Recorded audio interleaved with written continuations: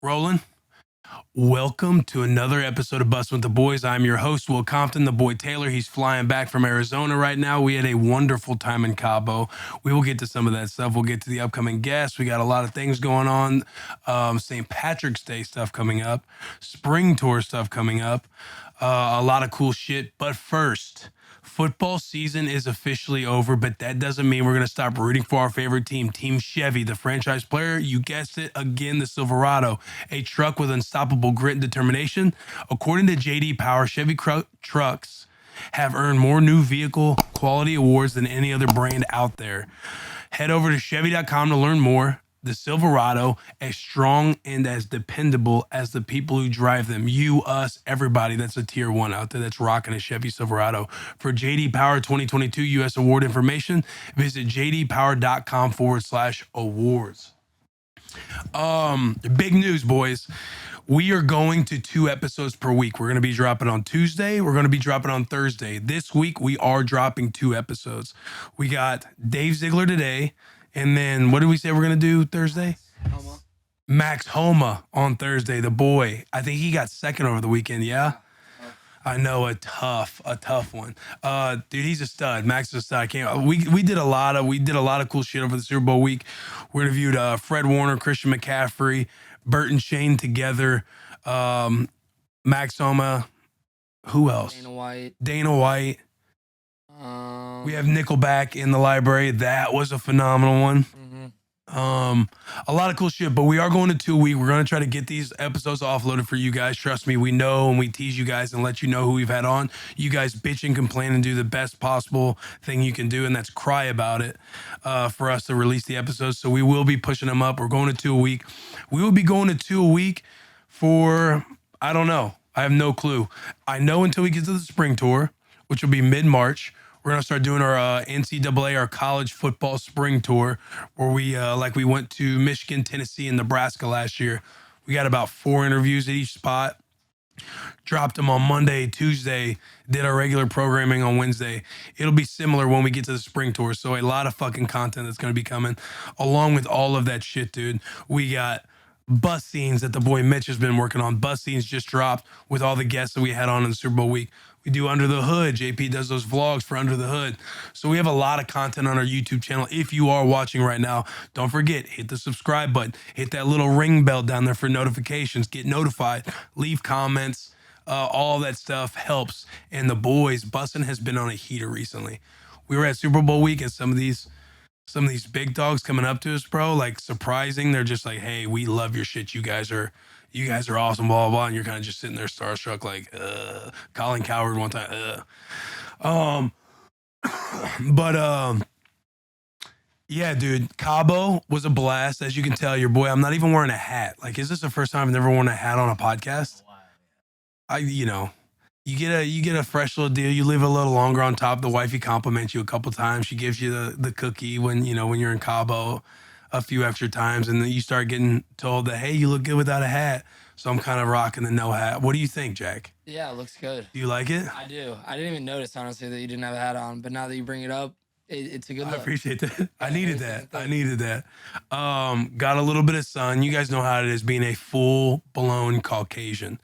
When you're out in the sun for the first time, especially Cabo, yeah, Blas has no clue what we're talking about. That's like... It's between me and you, Will. Yeah, that's between us. But you have a nice tint to you. Thanks. But for myself, I'm talking, you got to reapply that SPF 50 every 45 minutes I was doing just to stay safe. Day 2, I went down to 30 SPF.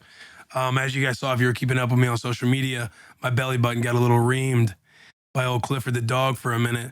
And so I had to, it was one of those things where you you moisturize and you just rub over, and I got like a deep hole in my belly button. Like I'm an innie guy. I saw that video. Yeah, I'm an innie guy. You saw where a nice drip down, tease you a little bit.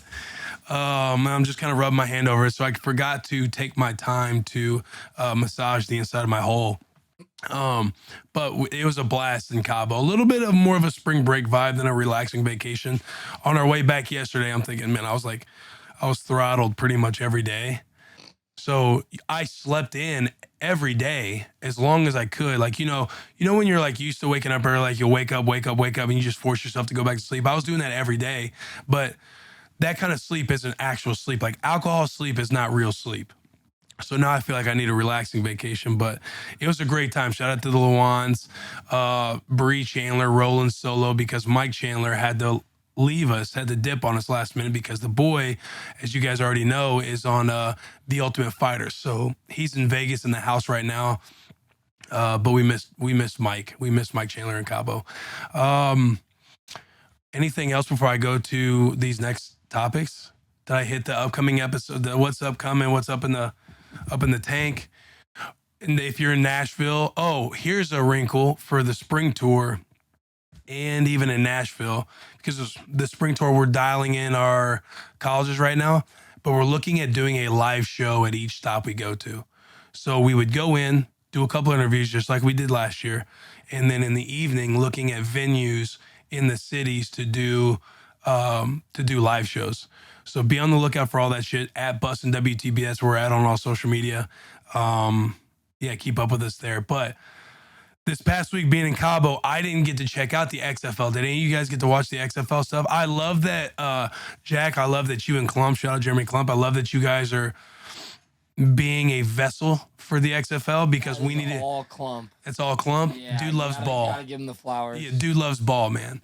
But I love that we are shouting out the XFL and like leaning in and helping be a fucking microphone for the boys because it does a lot of positive feedback. Yeah, I was gonna say it seems like a lot of players too. Like I saw AJ Brown tweet, "Hey, this XFL is entertaining as hell." Like everybody putting clips, talking about it.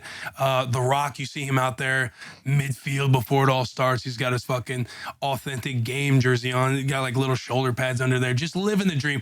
54. You guys know why I wear 54? Because I didn't make the 53-man roster, so I'm the number 54th guy out there. $7 in my pocket. When I got cut in the CFL, there was only $7 in my pocket. And yes, now I'm a billionaire, but the point is, I'm still the 54th man. So I wanted to buy the league, and now I have my own football league. But I saw him out there he was dropping gems, but it is funny to see The Rock because sometimes it's like, brother, you don't need to do this much. Still has that chip.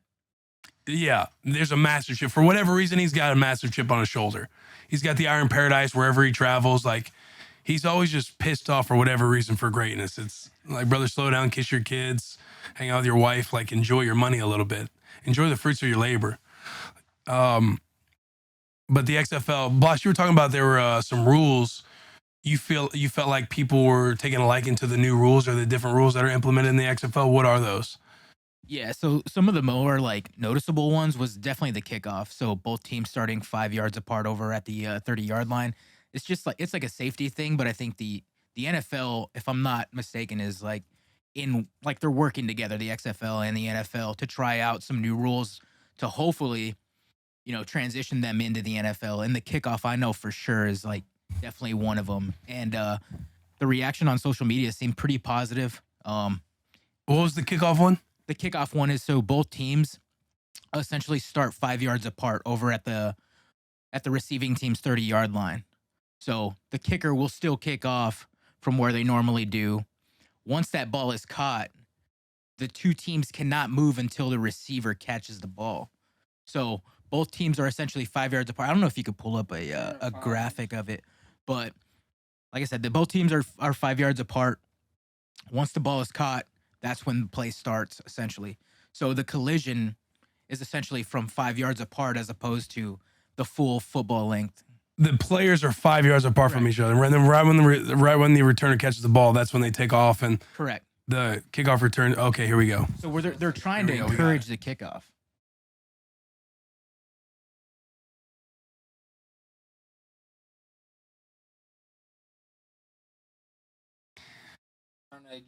Yeah, they're encouraging the kickoff is what they said, but also like adding a safety element to it.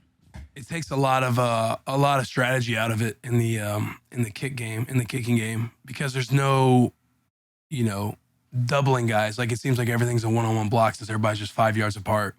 Do you like it though? Like as far as like safety, do you think that's As far as safety, it seems like a plus. As far as like entertainment and violence, I think it's a major step back for mankind in football.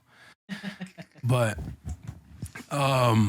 yeah, I mean, hey, safety, they're making it safer. I would think in the XFL you want more like they were going a little more gritty. I think they're getting away from the WWE stuff. Like I'm thinking a little bit more blitz. Yeah. Exactly. You know what I mean? Yeah, slamming cats on I the just head. keep wanting to do the X. Are there any other rules that are way different? I heard that you can hear all the plays being called.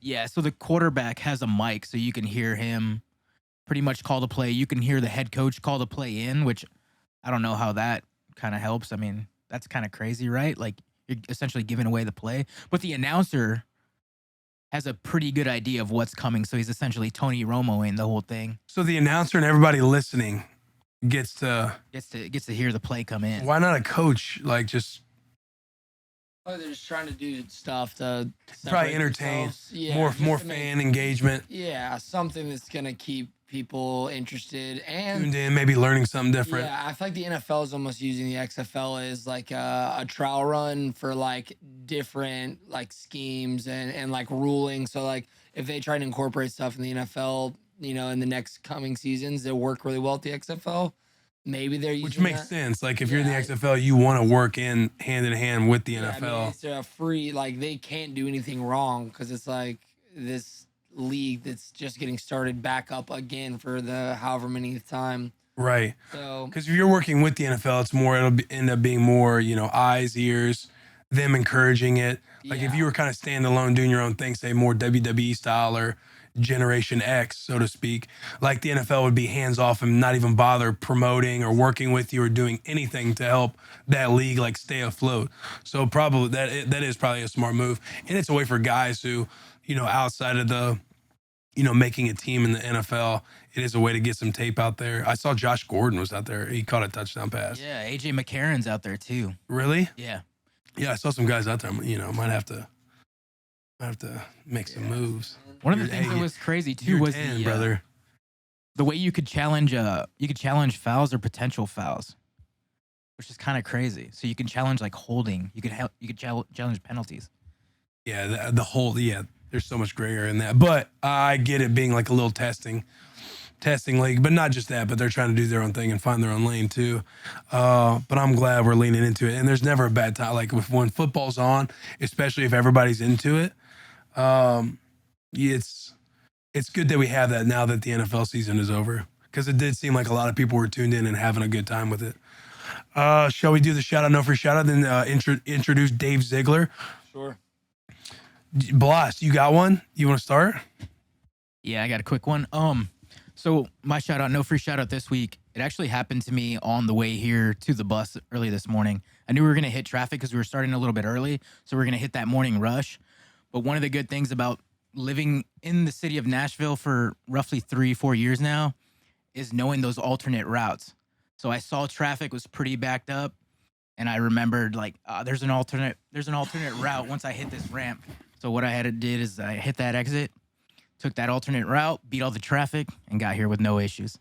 That is nice. It is good when you got the little old, the ultimate routes on the back of your hand. You kind of know them over everybody else. And you're a cop, so weird flex on that too. My shout out, never shout out, is also travel related. I was flying back from Tahoe yesterday. We had a flight delay. It was like 30 minutes, and we were already getting back at like midnight. And that extra 30 minutes is crucial, especially on a Sunday night. So we're on our last leg of the journey, and the pilot comes over the intercom, and he's like good news. It's like, I know we had the delay, but we have like 130-mile-hour winds behind us, so we're gonna cut off like 45 minutes of flight time. So we ended up getting there 15 minutes early, which was great. And then, like, the whole time though, it was a pretty turbulent ride, pretty bumpy, but I think you sacrifice some things for the greater good of time. So shout out, no free shout out to, I guess, just time traveling a little bit. So, yeah. Getting there a little quicker unexpectedly. Yeah, I need that. Dude, my shout out, no free shout out. It happened a couple times in Cabo, and I think it needs a refresher because the male gender, the testosterone is high, and sometimes you forget what the dilemma. Yeah, sometimes you think with the wrong head a little bit. You chase the wrong things. You know what I mean? It could be late at night and you're drunk. And we had a couple soldiers. We had a couple incidents. Yeah. Incidents? So whatever. Where it's like I'm traveling back and I'm thinking like, man, the boys need to understand rule number 1. unless it's just agreed upon, like, hey, we might get separated, do your own thing, that's all good. But rule number one, my shout out, no free shout out, goes to no man left behind. Because a couple times one of the boys were left. And the next morning, like, they can't get in the gate. They got to figure out something. No cash in their pocket. They're out in Cabo, blah, blah. No way to get in, blah, blah, blah. All that stuff. And it happened a couple times where you're sitting there listening to everything. And I'm just thinking, like, why are we getting in the van and not making sure whoever it is? Because a lot of times it was just duos out there. Just a couple of them that stayed out together. Hey, we're going to go out. Everybody else is going to go back to the house. So two would be out there late at night, stay out late, and each time somebody made it back, somebody didn't. Somebody was upset that the other one left. The other one's like, hey, I tried telling you. And all I'm thinking is the core value of the boys when you're out needs to be no soldier left behind. Your boy might be drunk and he might be hard to reel in. You got to assume that. You got to be ready when shit hits the fan, because shit will hit the fan. It's all about keeping your composure and staying poised and getting all the soldiers back on the boat. You can't just be like, hey, I tried telling you and that's your thing. Like, he's about to get separated. You're out another city. You're out in Cabo. You're just gonna leave him out there because you want to go back and chase some puss or go back and get home? Like, you got to make sure you throw him in the van and make sure he gets back. So my shout out, no free shout out, goes to no man left behind. We need to be reminded of that. We need to be reminded of that, because that was too many. One time would be one too many, but that was too many. I'm sitting back. I'm like, what are we fucking talking about? Do you guys not have the fundamental core values of what being for the boys means? Because that's one of them. You need to stop pointing fingers at each other. You should have made sure he got home. But I had to get that off my chest. But that's my shout out, no free shout out. Nice. I'm gonna need that clipped. All right, let's get into Dave Ziegler. Oh, hey, did you guys see all the chaos? I guess I'll say. I was gonna say the rumblings, but it seemed loud. The Jeffree Star stuff. It's so funny if you go on like different channels of ours, how like differently the response was on our YouTube. Overwhelmingly positive. Like, I know, I noticed Same. that too. And then if you go on like our Twitter, overwhelmingly negative. People, homophobia, screaming from the rooftops.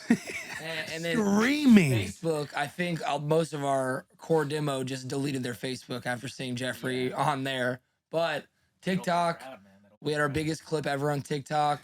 That clip kind of took the internet by storm. It got to the point where I saw so many random accounts. Was it the pronoun one? Yeah, the pronoun one, which we knew that was going to cause a little bit of a stir. Yeah. But it got to the point on Twitter where there were so many like accounts with 2 million followers putting this clip out there and not even knowing it's from our podcast.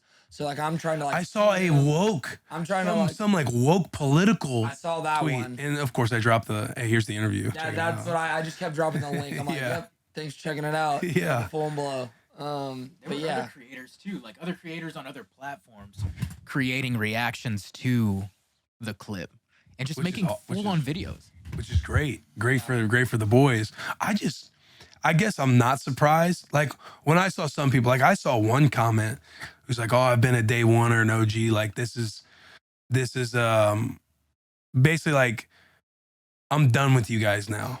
Like, extremely homophobic. Just, he's not like saying homophobic stuff, but obviously it's like, what are you so fucking pissed about? Sure. Yeah, I've been an OG. I can't believe you guys went here. I'm done with you guys. I'm deleting all my stuff supporting you guys now, and I'm done watching you guys. And it's almost like you sit there and you're kind of like, well, fucking good. This is best for all of us. Am I surprised that we have a demographic that's like that? No.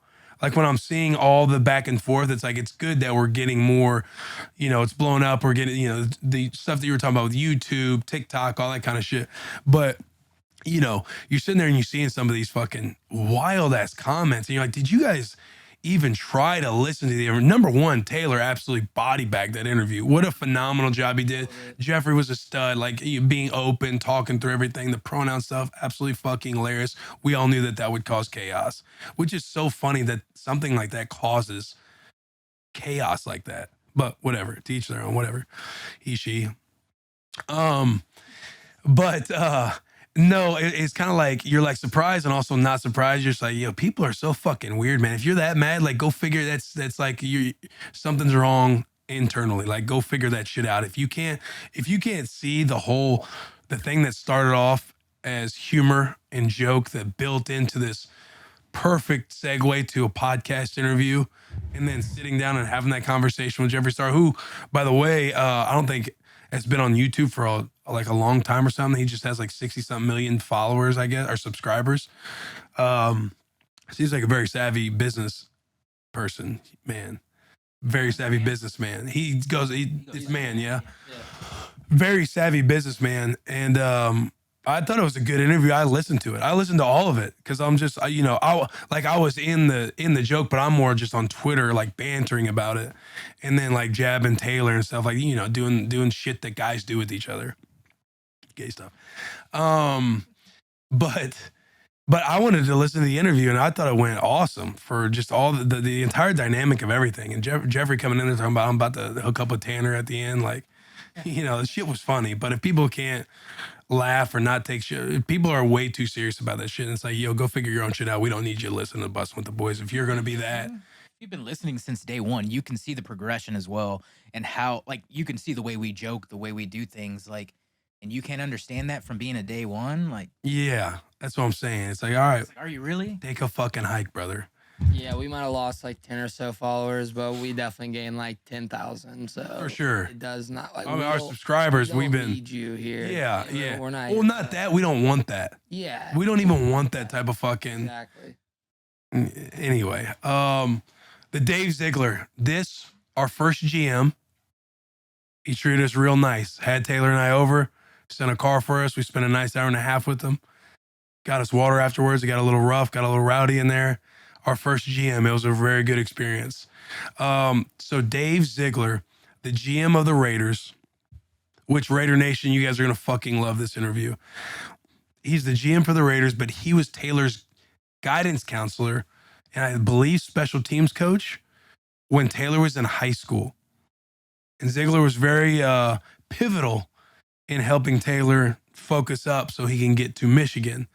So them reuniting and hearing the stories and back and forth between them was really cool because you get an insight on Taylor being the wild card that he was back in the day. And just Dave Ziegler, his climb from being a fucking guidance counselor in high school to working his way up through the process. And now he's the GM of the Raiders.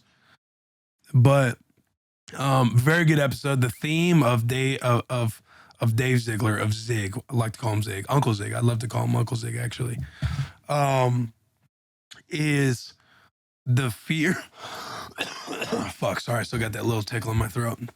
The theme of Dave Ziegler is the fear of failure, not being scared to fail. And you'll hear him allude to that and talk about that a lot. And you hear it throughout his process because he has climbed the ladder, like through scouting, through the whole front office game. Like he's done the whole thing to be where he's at now. Talks, hits on the Patriots and everything else.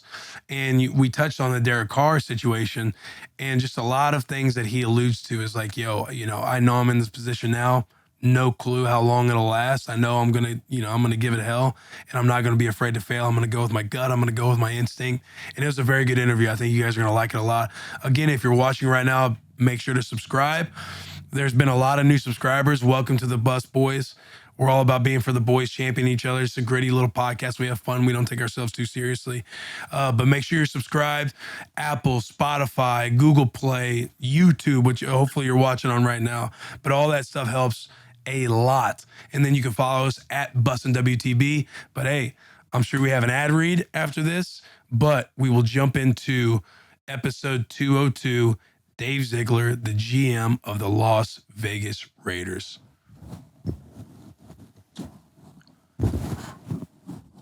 Before we jump into the episode, St. Patrick's Day is coming. And I'm not fucking lying, boys. I'm not yanking your chain. The boy Garrett, he's put some heat together. The lightning tees that's been a bestseller for everybody buying for their team that we've had in our Barstool store. We've made that into a St. Patrick's Day shirt. And then we also have a hoodie. Like my favorite hoodie, the Seeger Boys one, kind of looks like that, kind of like the off-white a little bit. And it's got like a little leprechaun. Garrett, you got him? I see you making your way over here. Oh, there we go. We got these boys. The Fukin Boys. Dude, this shit is awesome. The Fukin Boys. We got the leprechaun ripping the bus back there for the Fukin Boys. We're busting with the Fukin Boys. And then here's our lightning tee. Dude, this shit is fire. Damn, I didn't see that. That's just heat, right? Ireland's the boys. Sick.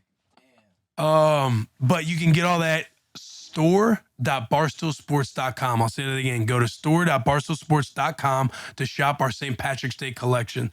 Link is in the description. Check it out. I'm sure we will be saturating your timelines with our merchandise once this stuff does become available. Because, hey, Garrett, when does it become available? Thursday? It becomes available Thursday, so in 2 days from now. And since we're on the wave of St. Patrick's Day, make sure you are buying yourself a Bussin' with the Boys Whistle Pig Piggyback Bourbon, aged 6 years, heat up front, smooth, finished off a nice little, creme brulee finish, like a little latte, a subtle light sweetness at the end, very warm, sits on top of your stomach. It is very smooth. But yeah, make sure Whistle Pig, we got that shit too. You go on their site, just type in, if you go to Google, if you use Google or Bing, or whatever, just type in Bussin' with the Boys Bourbon and it'll take you straight there. Hopefully it delivers where you guys are at, ships to where you guys are at, but it is available in all Whistle Pig retailers. So if you got a local retailer that carries whiskey, hey, do you guys carry Whistle Pig? If they say yes, our bourbon should be in that store. But got it? Store, barstoolsports.com, St. Patrick's Day collection, Bussin' with the Boys Bourbon. Let's have a fucking day, boys. Be a fucking wolf. Enjoy the episode with Dave Ziegler. So you were in a car like today. This is Dave Ziegler, everybody. Bussin' with the Boys, ripping a pod. This is going to be an excellent podcast. You can already tell it's going to be amazing. Yeah. We were sitting here while the boys were setting up, 10, 15 minutes.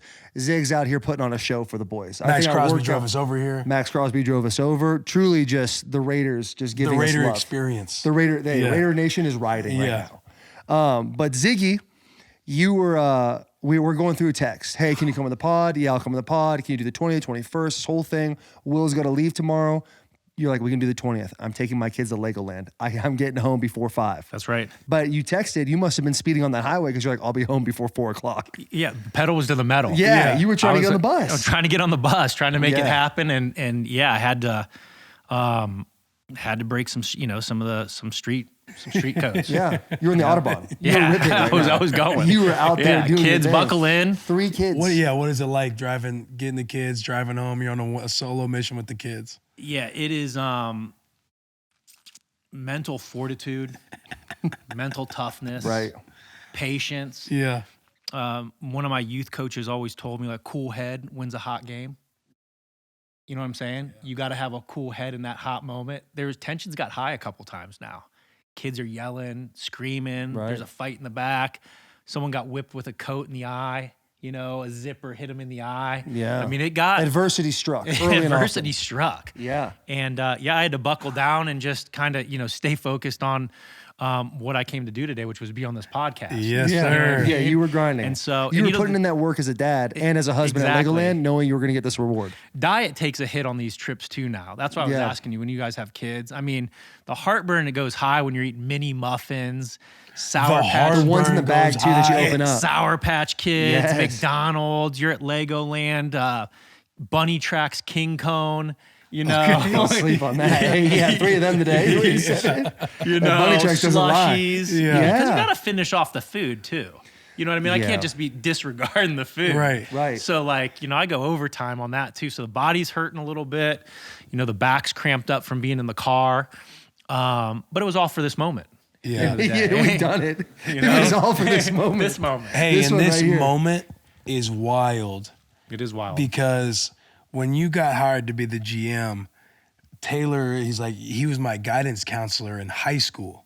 So that's the most the most wild shit. Guidance counselor to NFL GM. How in the fuck do you make that climb to get to where you are now? Because I really don't even know your story. Like the Arnolds, the Arnolds, they would always kind of keep me up to date, and I didn't really know what you were up to. And they're like, "Hey, do you know Zig's number 2 at the Patriots?" I'm like, Ziegler? My high school counselor, Ziegler, like, yes. And so I would see you, but I low-key feel like you try to sabotage me every time we played the Patriots because I played there 3 times. 2 out of those 3 times I saw you, I did not play well. Rough goes. Rough goes. Rough goes. The one time I didn't see you was the 2019 playoffs. Yes. Yeah. I kept to myself, and I balled. We balled that one. But he would text me. That was when you're playing chess with Dante Hightower. Yeah, I lost. Well, Actually, no. I went you had 500. You had I a went great 500. game, yeah. I mean, I But, definitely got some early onset cussies because A of lot those of guys games. Yeah, probably we hit did you with a with lot Dante. of twists, a lot of line games and stunts, communication. You got to pick it up. and- Yeah. Yeah, we got you a couple times. I'll tell you, and we just had Max on, and he was talking about how we were talking about Chandler Jones, obviously, and obviously what happened to me when he was at the Cardinals. Yep.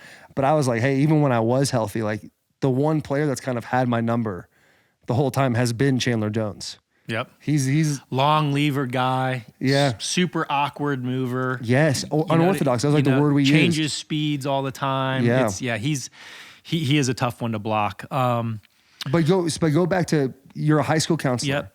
You're a So- high school counselor at Chaparral High School in Scottsdale, Arizona. Yep. I come see you my senior year. We can go into all my stuff in a little bit, but I want to know how you made it to a GM of possibly Yeah. the coolest franchise. Yeah, wild journey for Right. sure. So when I met you, obviously I was a guidance counselor at Chaparral High School, special teams coordinator, running backs and tight ends coach. Definitely getting after dude's ass in Yeah. high school, Oh, being buddy. a special teams Big coordinator. lipping. Yeah. Something there hanging out. no doubt. Getting yes. after dudes Yeah, before with my practice. cards drawn up. Yeah. Like we were getting after it. And then prior to that, I'd always been, before I got to Chaparral, I'd been coaching at the high school level. I was a social studies teacher. And then at one point, I kind of, football had always been like number one. I played in, all the way through high school. I played in college, small college, all that stuff. And then, before I got to Chaparral, I wanted to get more into college football. So I GA'd at John Carroll University, which is where I went, coached receivers there. And then I was there for 2 years, and then I took the big move up and went to 1AA and went to Iona in New Rochelle, New York, coached wide receivers there, coached special teams. And I was finishing my master's degree in school counseling at the same time. At Iona, I was only making called restricted earnings. I always tell kids What is out that? there, What does do not restricted take a earnings mean? position that says restricted earnings. Yeah. That was That just sounds bad. That was $7,000 for the year. Oh, no way. Yeah, way, for the dude. year. And so I was like, this wasn't really cutting it. And I had my master's degree. And again, so we'll get to this, but Josh McDaniels and Nick Caserio, who's now the GM of the Houston Texans, we all played college football together. And so I'd really never wanted to use them to try to level up, if you will. I was kind of trying to make my own way and do my own thing. And so eventually kind of ran out of places to go. Iona was $7,000. I just finished my master's degree in school counseling. So I was like going to go back out to Arizona where I'd been before. And I ended up at Chaparral. And so to be honest with you, when I was at Chaparral, I was trying to start to make some moves of what else can I do? So I'd interviewed for a player development position at Arizona State. I'd started a little LLC on the side, All-American wide receiver training. I was trying to train some receivers on the side and stuff like way. that. That side hustle piece. Yeah, so I was trying to just figure out my way. And to be honest with you, again, it's who you know. I was a bachelor party in Arizona. I was coming off the 18th hole. Just finished a glorious round with the boys. Yeah. And had a voicemail from Josh McDaniels, who had just got hired as the head coach of the Denver Broncos. It was his second year. He'd been hired the full year, and I had a voicemail, and it just said, hey, have this scouting assistant position opening. I want you to come up and interview for it. What year was this? This was 2009.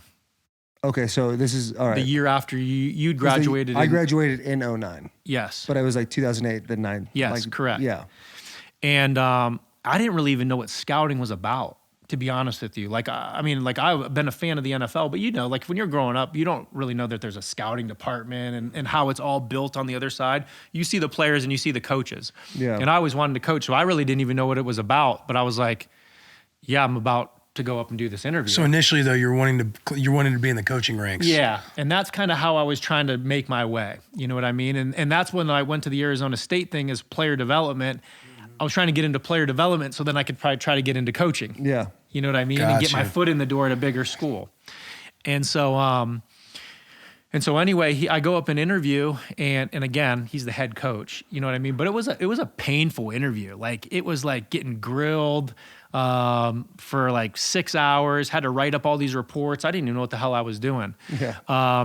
But at the end of the day, I get the job. Yeah. The job turns out to be taking guys to the airport, taking guys to go get physicals, making sure that the depth charts in the pro director's office was organized, making these point of attack tapes, which is like a strengths and weaknesses tape that we do on all the draft prospects. That's what I did. Yeah. And so anyway, that's how I got there. So it was, again, a long journey of always being involved in football and trying to find my way. And you know, again, I was coaching high school in Ohio. Then I coached high school for a couple years in Arizona. And then I left Arizona and I went to John Carroll and I GA'd for 2 years. And then I left being a GA for 2 years and I went to Iona. Then I left Iona and I moved back across the country and ended up at Chaparral and trying to figure out this path. And then this thing kind of got dropped on me, and 18th hole. Probably a few deep too. few deep. Yeah, for sure. Like, Picking up your buddy calls you. Let me listen to this a couple times. Yeah. Like, you're not hearing it right. You want me to do what? Yeah. So how many times did you go through the interview process before? Like,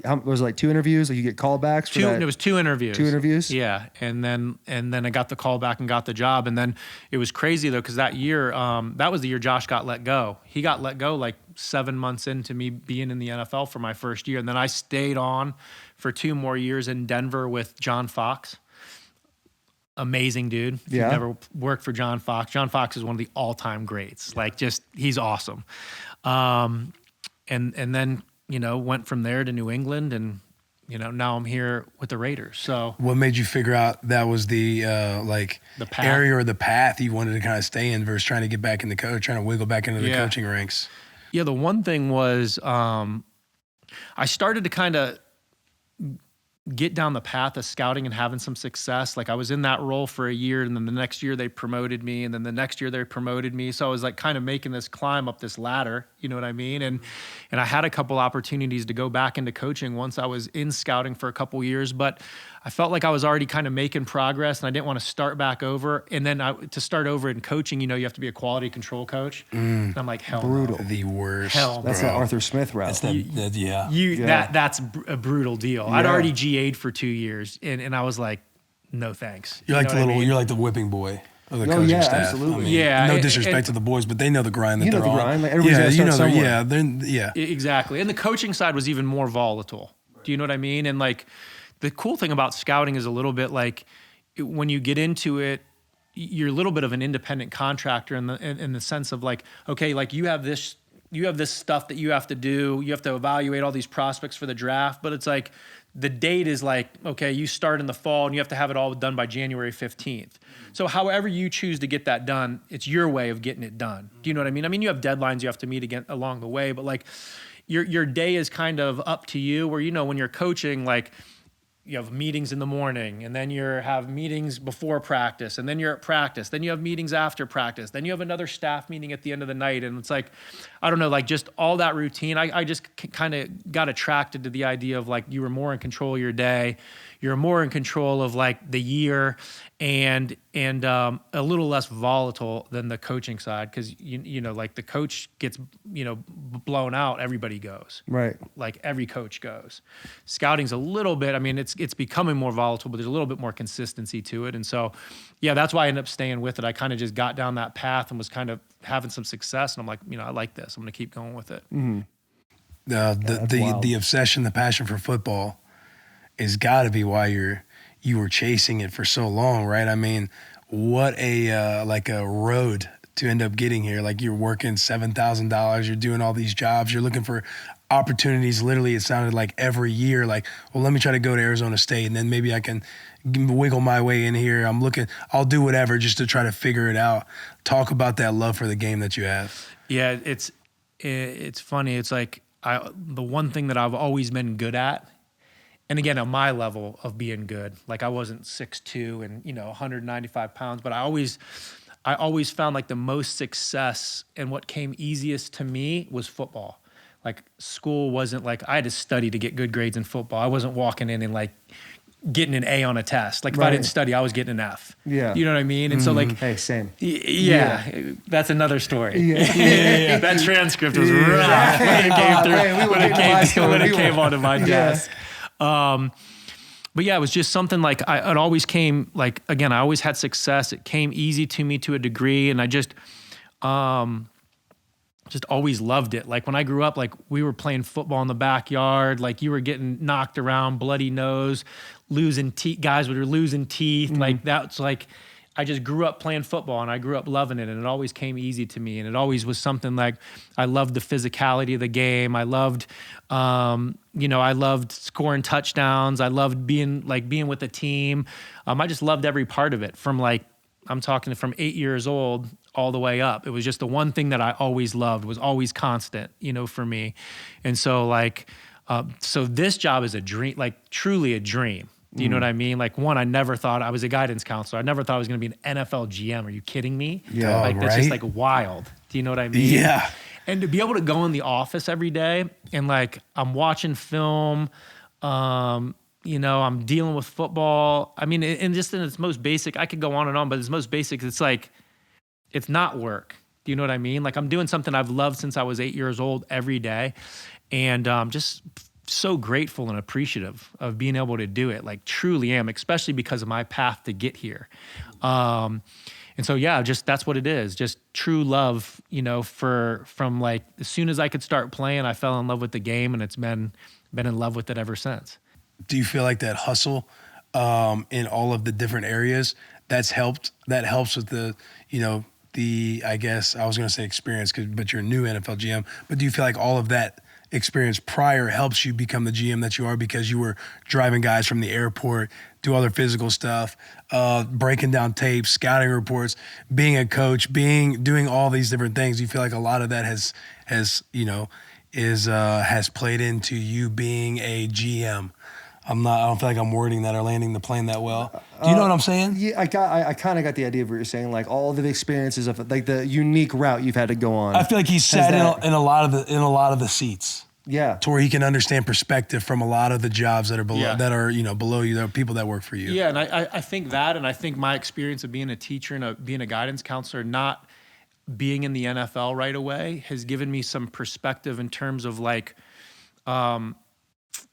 Like I said, I am truly grateful and appreciative to have the job that I have. And I try to carry that attitude into work every day and being consistent, treating people the right way, having a positive attitude, not making the moment too big and letting the job get too big and kind of overwhelming. And I think like my other experiences, like, again, like being a guidance counselor, to be honest with you, and this was even at Chaparral, which was a wealthy school. I mean, I dealt with kids that were dealing with like heavy issues, drug abuse, suicide, and so like, again, like these moments, this is still football. And so for me, like all that has given me a perspective, like some of my past experiences of like what my attitude and how I look at the job and how I handle the job, because you can get overwhelmed. There are a lot of stressful things that come across your plate. There is a lot of work. There is a lot of pressure, and you could let it kind of like bury you. And I was, again, I'll go on a tangent, but I was always curious. I've always been curious to know, like, I've seen people become a head coach, and you guys have seen this too. A guy that was a position coach or a guy that was in a different role, they become a head coach and they become a GM. That pressure can change you. Oh, absolutely. And I was always curious of how that was going to go for me, because I knew that it could happen. And people were always like, I was always like, well, I'm going to be this way if I ever get this job. But I also knew from seeing other people, I didn't really truly know if I was going to be able to be this way. When I say this way, just be consistent.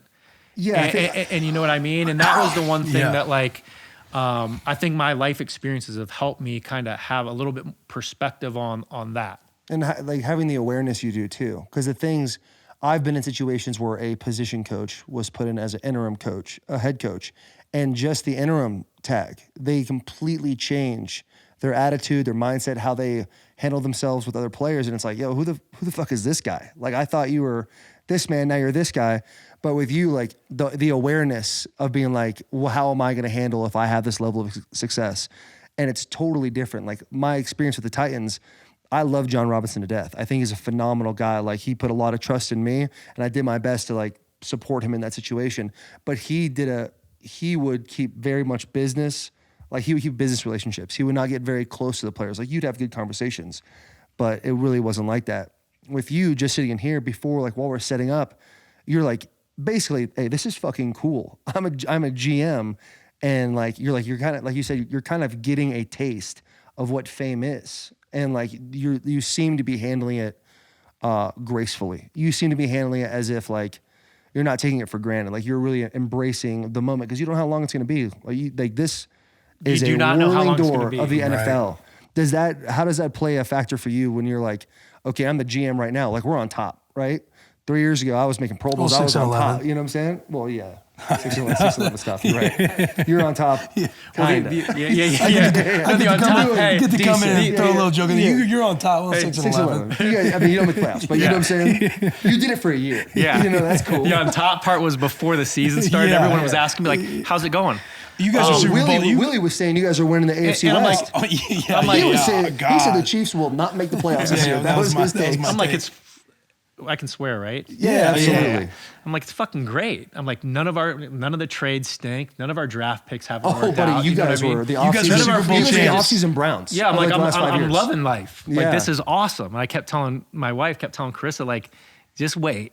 Like, it's smooth now. Like, it's coming. Oh, you knew. You know, I knew it was Yeah. coming, but just because that's like Twitter and everything. Like, Unless you go 17-0. that's how it is. Yeah. Do you know what I mean? And so, but again, like back to the question of like, of handling all that and the perspective of it is, I think for me, like it could end next year. You don't really know like how it all is going to go. Do you know what I mean? And so like, for me, I just, I don't know. I'm just so, again, like I tell myself a lot, like, dude, you're the GM of the Raiders. You know what I mean? Like, you were a guidance counselor, like keep things in perspective. Do you know what I mean? Like, keep it level and just enjoy the moment. And I try to, and I think because of that mindset, I don't let decisions, my decisions aren't driven by like just trying to stay alive. Right. Do you know what I mean? Like, the fact that I got to this position and I have this job is, like we talked about, it's kind of wild to think compared to where we were in 2008.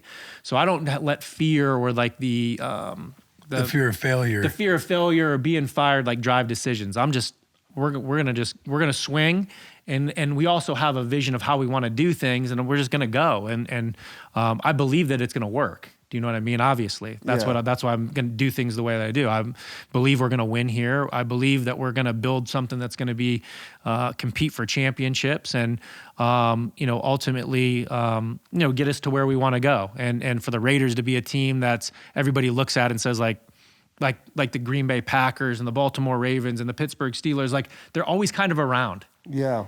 Do you know what I mean? They may have a down year here or there, but when you look at the longevity of those teams, and there's more that I could name besides those teams, those are the ones that popped up in my head. Patriots, Right. being another one. Yeah. Like they're Some of you. always kind of around, and I believe we're gonna get there. Doing it the way that the way that we want to do it, but I'm not going to do anything and divert for that because I'm like scared of something or trying to like keep your job. buy if you two more. actually- I'm going to yeah. buy 2 more years if we do this or that. Like Yeah. that's not how I'm wired. I'm not going Right. to go down like that. What are some of those new challenges that you're learning of being a GM? Because like you said, you've witnessed some of the guys before you or that you've worked under and be like, when I get to run it, I'm not going to necessarily do it like that. But ultimately, I don't know what I don't know. Yep. What are some of those things you're learning through your first year being a GM? Yeah, I think though, like the one thing is like just prioritizing tasks. And I've said this before in other interviews, but it's like real, like the amount of things you can get distracted by that aren't football related, whether it's something that's going on with the fields or meals or, the player development wants to, meet or,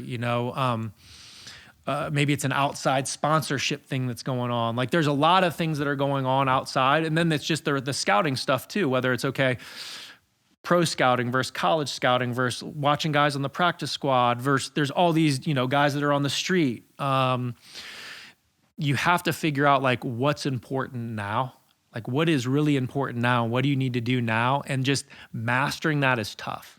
You can kind of like, sometimes you could go down a path and be like, wait a minute, like I'm going down this hole, but like this other thing is actually more pressing. Yeah. I should be doing that.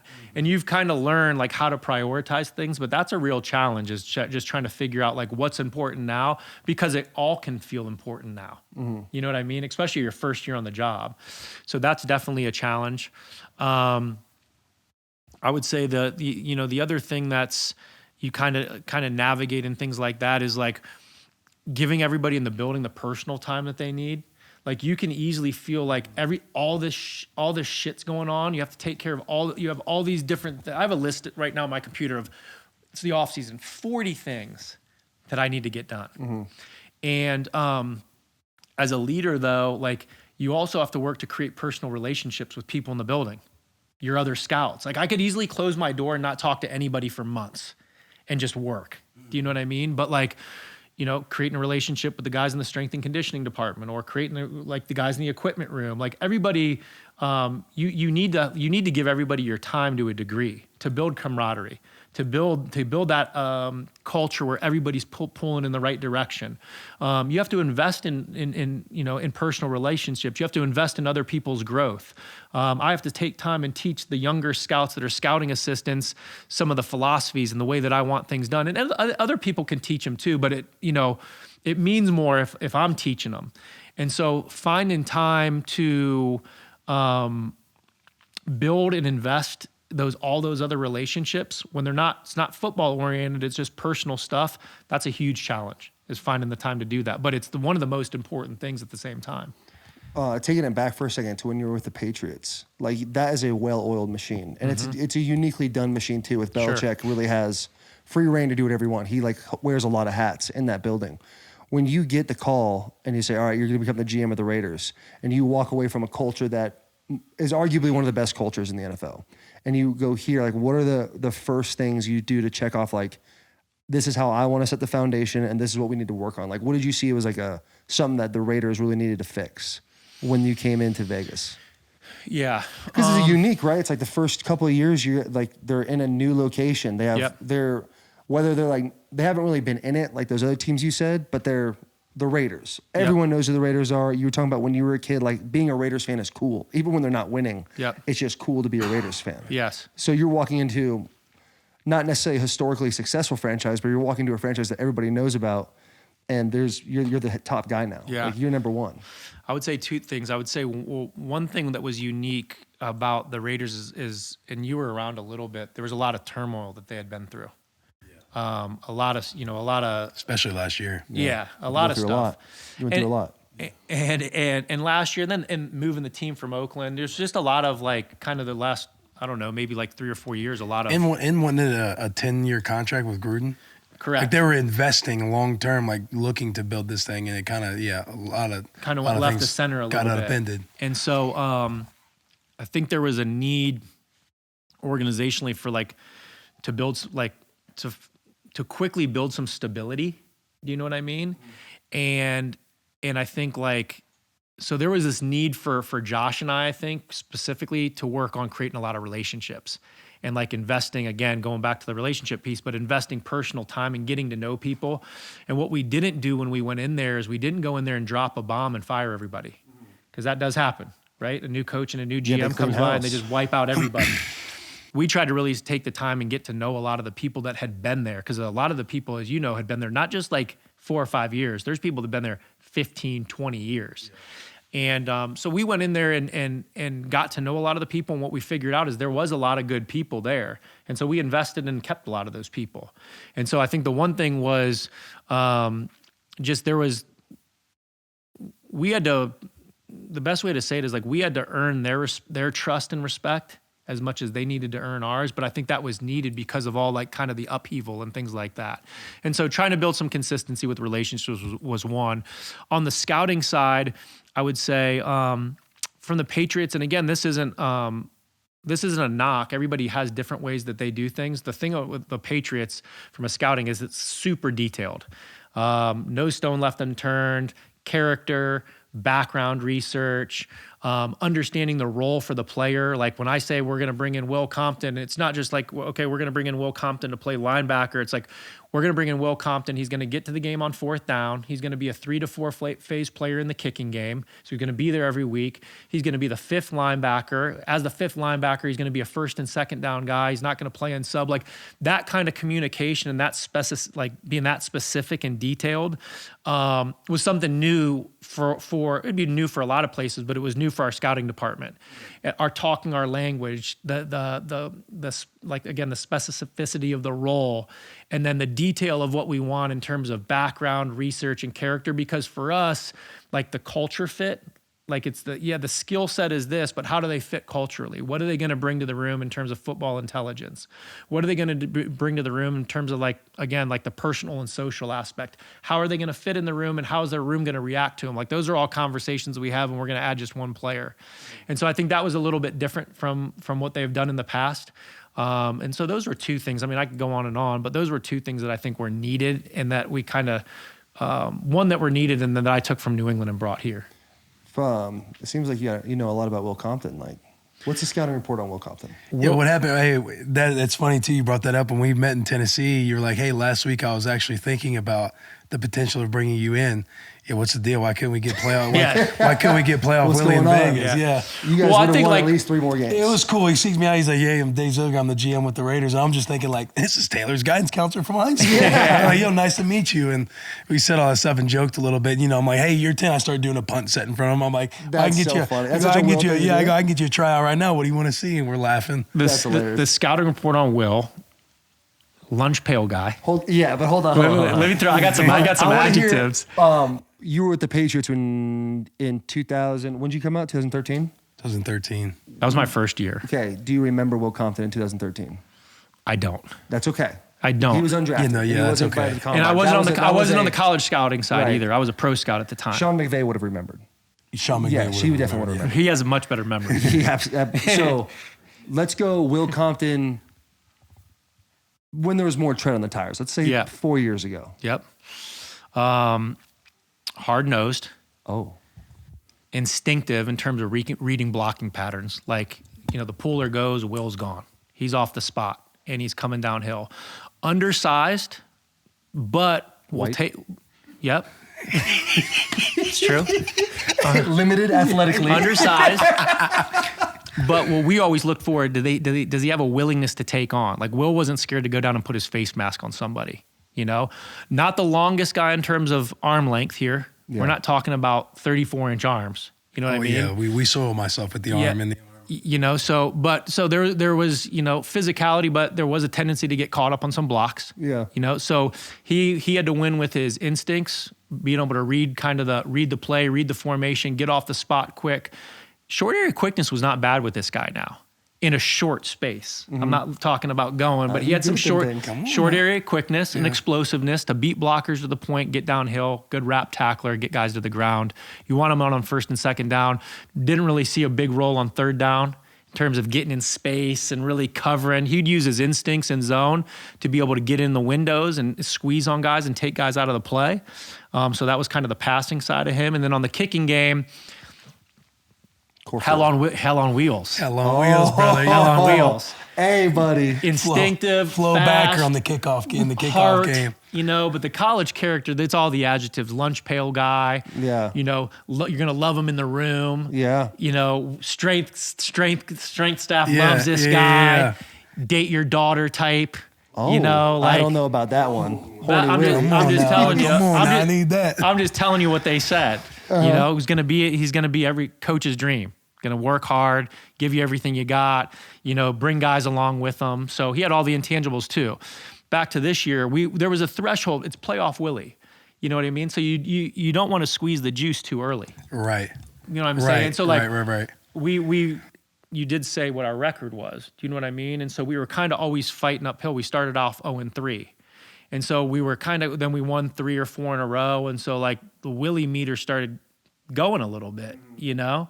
But then we lost a couple close ones, and it was less like, if we're going to bring playoff Willie in, it's got to be, you're bringing him in to punch it home, Right. to take it over. Is It's that gotta be within legit? striking distance. Is that legit? That's how I feel. When you were when Hey, we you're were the boss. I'm just saying when we were in Tennessee and you were like, hey, last week I was thinking about is that legit? You're like taking into account where we could be at. 100% with you in particular. I appreciate that. Yeah, That- you hey, in that- particular. The I feel haters a are little- sick. I listening know to the that, haters dude. really are sick. Everything, the narrative you've written for yourself via Yeah. the bird, I is actually just come to fruition Yeah, right there. I appreciated his breakdown too, just because like he said some of the things that like you don't know necessarily like when he says rap tackler, like not a thumper. He talks about the short area stuff. He talked about the third down stuff, and I feel like that is all. He nailed you. Yeah, I feel like he nailed you. nailed me. Wow. He knows me better than I That know was myself. Good, Zig. Appreciate it. Hey, Raider Nation should be happy. No, if you can break My, down hold on, I want to make you guys were legit. There was a legit consideration to bring him in. 100%. And because of like his just talking to guys like Max and guys that were with him the year before.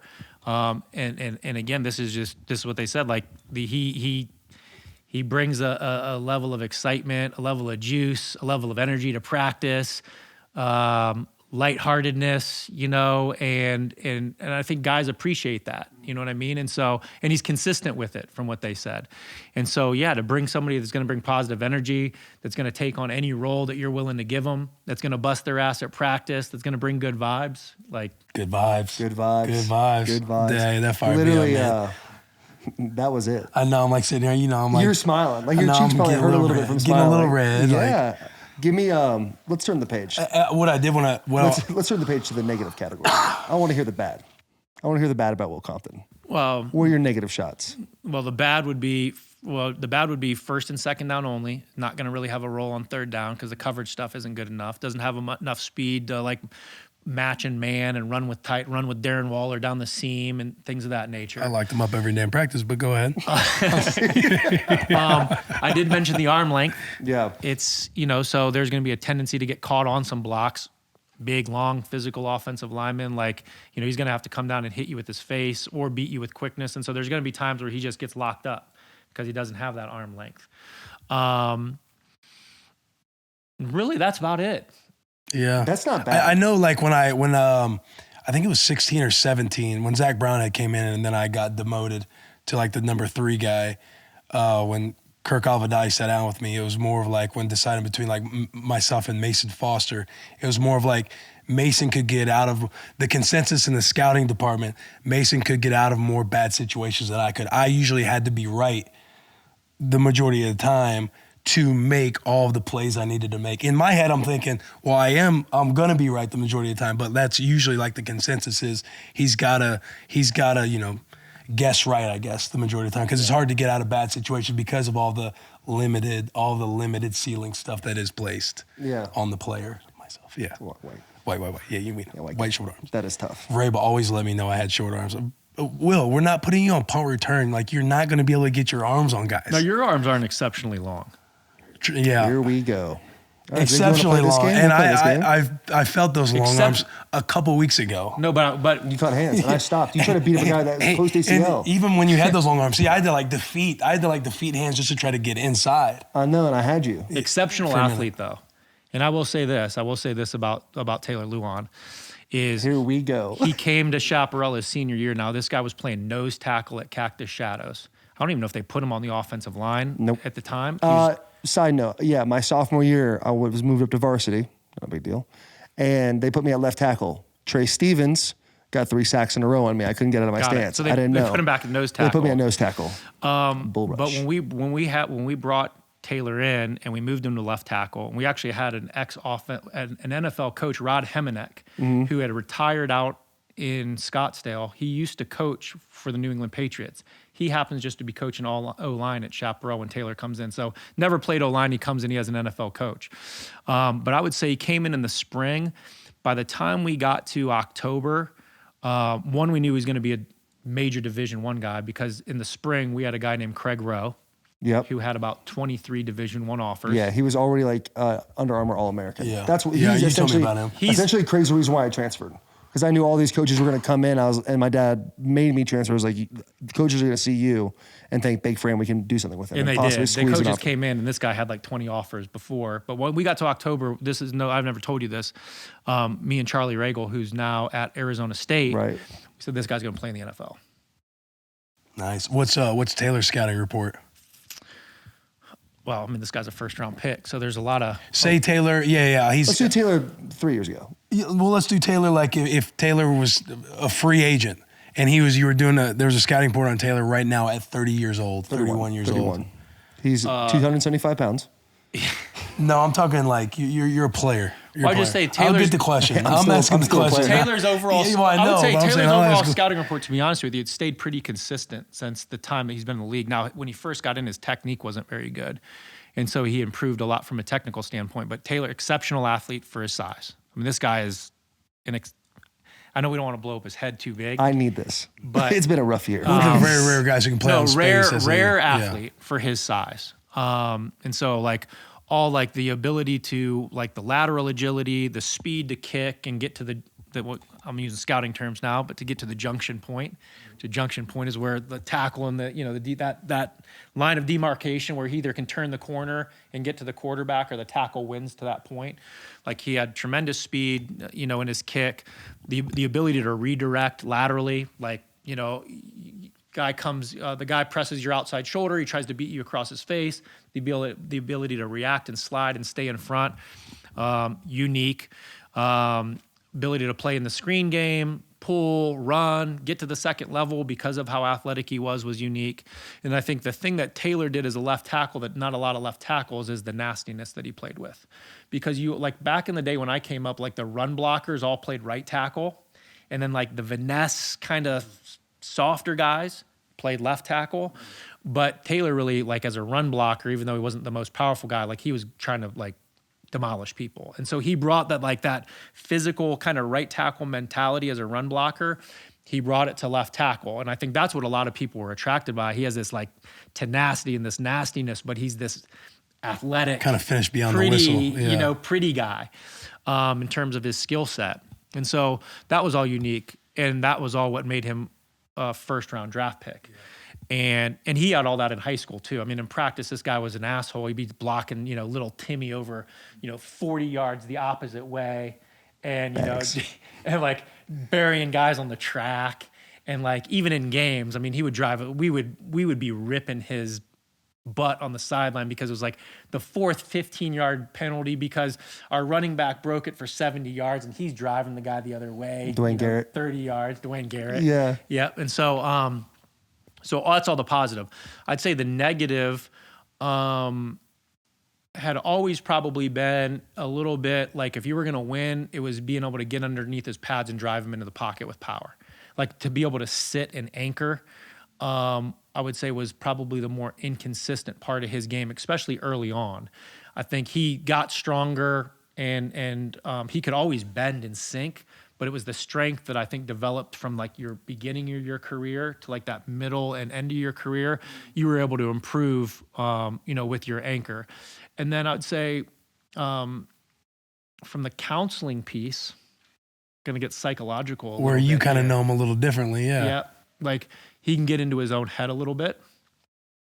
And so I think we talked about like Chandler Jones. You're free to. This is a free space to Free speak. space. I want to hear it. I actually Okay. want to hear this. Yeah, so I think like Taylor can do some negative self-talk and kind of get him in a space where like he's not positive with himself, and so like things could snowball a little bit, and one bad play could turn into two bad plays, and I think I think you've always had a little bit of that, and so I think that was like. Again, I don't know. I haven't been around him for a lot of years, but I think like that was one thing that he's anchor and then just not letting a bad series or a bad play snowball because I know he's on the sideline telling himself like not good things about himself. Mm-hmm. I'll tell you what. That's that's pretty spot on. He's an expert. You are an expert. I think the thing that the negative self-talk thing is definitely something you all like. That's like a real bad negative because the whole name of the game, especially when you're a young player, is. Hey, move on. Like short memory, have short-term memory. And you see somebody else mess up, you'd be like, man, short memory, don't worry about it. But if I had a bad practice, I would not sleep the next day, that night, because I'm thinking, fuck, I had a bad practice. What if this happens? What if that happens? Well, that's pretty spot on. Yeah. And injury. Yep.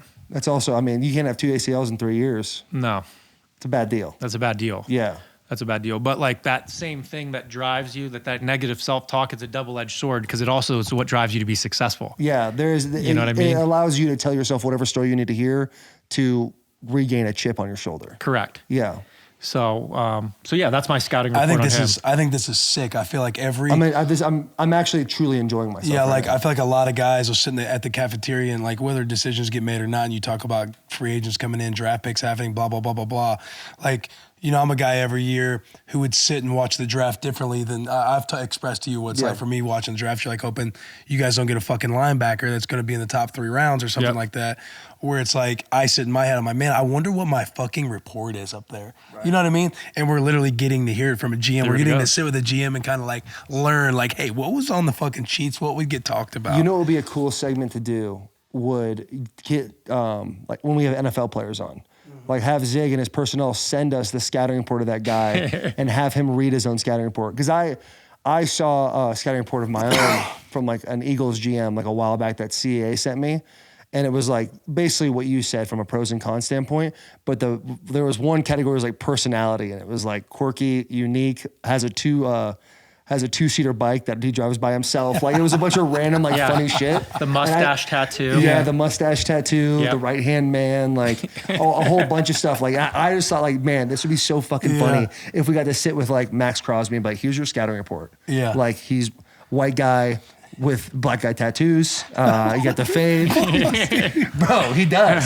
That's not a racist thing. Like white dudes, Celtic cross on the shoulder. Family crest. Tribal. All that is a standard textbook white guy tattoo. Yeah. Initials in the back of the arm, black guy tattoo. Very much so. Yeah, there's nothing. Prayer hands. That's just what you watch. Yes, prayer hands, lion on the chest. Yeah. Like those are all like what you see in the locker room. Like you just play that. You know what I'm saying? I think it'd be hilarious to see dudes scouting reports like that. In Denver and New England, when we would hire guys that played in the league, like we would or had been like prospects in the league, before we hired them, their scouting reports, we'd just take them off because some of them were rejects, like not good enough to play in the league, too slow. And you don't want to you don't want to have a guy coming in every day and his morale, he's going on and looking at his scouting report every day, reading how bad you thought he was. Were you with Darren Muji at all in Denver? I was, and I got, this is funny about Darren. So Darren's the assistant GM in Denver now. Yeah. Darren was also a Chaparral grad. He played wide receiver. He was a Chaparral grad. He was on our coaching staff at Chaparral too when I was there. Muji. Rob Muji's brother. Oh, okay. You think of Rob Muji, but probably a little more handsome. A little dime piece. Yeah, he's good. I was Rob's guidance counselor too. I want to get into that in a little bit. Rob's a good time. So Darren, I actually got Darren recommended Darren for his first interview in Denver. So he came there when we got there. The year before, Darren was in the league, still playing for the Cardinals. And I had my preseason report and I rejected him. Oh, really? Yeah, not good enough to play in the league. Oh, no. Yeah. Did you tell him that ever? I think he knew. Yeah, he eventually found that out. I tried to keep it on the down low, for a little while. Yeah, you gotta hide that for a second. So not personal. Not personal. No, it was business. It is. So he's an example of a guy that was I rejected him for the league in terms of player, but recommended him for a job in scouting. So I knew there was some talent there. Can you talk about balancing the business and personal, like because you're in a business where it's performance based, literally every day you're graded, you're all of that stuff. You have to do business as business is. But also you're in a business where you were speaking to having the personal relationships, building those. Talk about balancing those two as a GM. Yeah, it's hard because the personal and the business, it is intertwined, because I can tell someone, hey, like we were talking about, I can tell someone when we're going to release them, hey, I mean, this is business. Because for me it is, but it's personal for them because I just told them, 1, that they're fired. 2, they got to go home and tell their family that they've been let go. They got to think about where they're going to move. What are they going to do with their kids? Their kids are in school. Are we pulling them out now? And it becomes very personal. And so, it is difficult. It is difficult. And I do feel there's, when you're part of a team and I do feel like I do want to create personal relationships with the players because we're all on the same team. We're asking a lot of them too. And I think it's important for them to feel like that because I'm invested in their success. I want to see them succeed. And so I want to create a personal relationship because of that. And so, but, the scouting side of things, like you said about like looking at the draft, like I'm trying to find the next whoever else, right? Ultimately, I'm trying to find guys that are going to, replace Will Compton. Right. It's not like you're wanting to replace me because you dislike me. You're trying to. I mean, that's the name. You're trying to get better. Like trying you're to get trying better. To you know what I improve mean? The position. And so there's that. So there's a direct conflict there, right? And so what I try to do is just be really upfront and honest with players whenever I deal with them. Give them positive feedback, give them critical feedback. If that's what, if they're telling me, hey, what do you think? I'm going to tell them what I think on the positive side and the business side. And I think so because I'm going to give you positive feedback and critical feedback, I don't ever try to sugarcoat it where it's all positive, all positive, all positive. And then you're sitting down, I'm releasing you. Yeah, right. You know what I mean? And so I just try to keep it as honest and upfront and, again, invest in the personal side, be positive, treat you like I would treat anybody else. But also there's like that side of it where it is like, again, like there's that critical piece. Hey, you need to get better at A, B, and C. We need to see you get better at A, B, and C. If you can't get better at A, B, and C, I'm looking for somebody else. Right. And I just think like, I try to just be upfront about that's the deal. That's what I'm trying to do. Right. Do you know what I mean? And that's the best I can do. To try to keep it upfront and honest and keep the relationship, I guess, as pure as it can be, understanding that like my job is to find someone that's ultimately better than you, and your job is to prove to me that you're better than everybody else. Like Edelman, when we were in New England, Julian would always find me like sometime in March, before the draft, and just let me know like, hey, just so you know, you're not finding anybody that's going to be fucking better than me. And he'd come up and look me in the face and say that, just so you know, you're not finding anybody better than me. And how was your relationship? Was obviously good with him. Great with him. Yeah. And it's still great with him. He's probably one of the people that I'm closest with that's been a player in the league, that's not a player in the league anymore. But like he had that attitude. He understood what my job was, but he's like, I'm going to make it very difficult on you. Right. And I'm going to do everything in my power so you don't find somebody that's better than me. But that's the job, that's the business. And it's, it's brutal in that way. Would have been a couple of your harder situations. Whereas whether it's been cutting a player, trading a player, where it's like, if you were going to trade me, or not going to trade me, but looking to trade me, you're probably not seeking to tell me like, hey, we're looking to trade you, but how have you navigated? Would have been a couple of your harder situations without like naming players. Unless you did want to name them. Well, I'll name one just because it was better for us. The first player that I was ever asked to release in Denver was Stokely, wide receiver. Oh, really?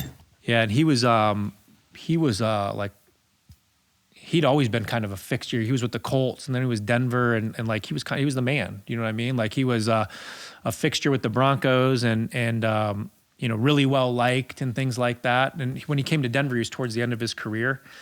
But I knew him as a fan. You know what I mean? Like, again, I didn't get in the NFL. My first year in the NFL as a scouting assistant was like, I was 32. I was like Billy Madison. I was like, everybody else was like 24 and 23 years old. I'm the old guy, as a scouting assistant. But having to do that as someone that I like had watched as a fan and saw his career, and he's like, scrappy slot receiver that, made a career in the NFL. And to have to go do that was really hard because it was the first time I had to do it. And it was a guy that I admired and looked up to his career. And it was like, you felt it, you know what I mean? And so that was a difficult one to do. And the stuff with the trade stuff is always difficult because you get to the trade deadline, there's guys on the team and their names out on the trade block and things like that. And I've had players come to me and, ask me, hey, what's the deal? Right. Yeah. Like I've been seeing, unfortunately, not from anybody in the building, but on probably social media, that I could be on the trade block or my agent. Yeah, and so those are awkward situations. And like you said, there's a balance there too. Because like, how is someone going to respond if you say, I'm trying to trade you? It can go one of two ways. It can go one of two ways. And very dramatic different ways. Yeah, well, what if you don't get it done? Yeah. Yeah. Yeah. You know what I mean? And so those ones are tough to navigate because I don't ever want to lie to somebody and be dishonest, and at the same time you don't want to you don't want to say something that's going to bring some like negative wedge in between you and the player too. So those are always ones that are hard to navigate and I just, again, won't be specific, but in certain instances I've said hey, if someone, this is a business, and if someone comes and offers something that I think is going to help the football team, I have to make a decision. You know what I mean? And like, that's like the easiest way I can say it. Because there really is no easy way around that conversation. Like, I mean, you guys are players. Like, yeah. There's no easy way on that conversation. You know what I mean? Did you ever think someone was going to trade you? I don't think so. Yeah, I've never felt that either. Because I just feel like when you're in it, unless you're just not playing well, I guess, and maybe you're thinking about that, I just feel like you're just in it. You're in the season. You're like in season mode. You're not necessarily – now if you're playing well and you end up getting traded, I just feel like that'd be a massive shock that you just wouldn't see coming. Right. I feel like offensive linemen aren't big trade items either, are they? Not typically, no. No. I think a lot of you usually see skill players. Yeah.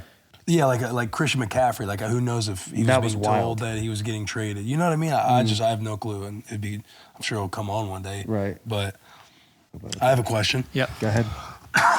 How seriously considered was Coach Bisaccia in the head coaching job when you came in as the GM? Yeah. So because he was a big, as you know, big time player favorite. He was a big time player favorite. I would put my reputation on the line for him, type of guy.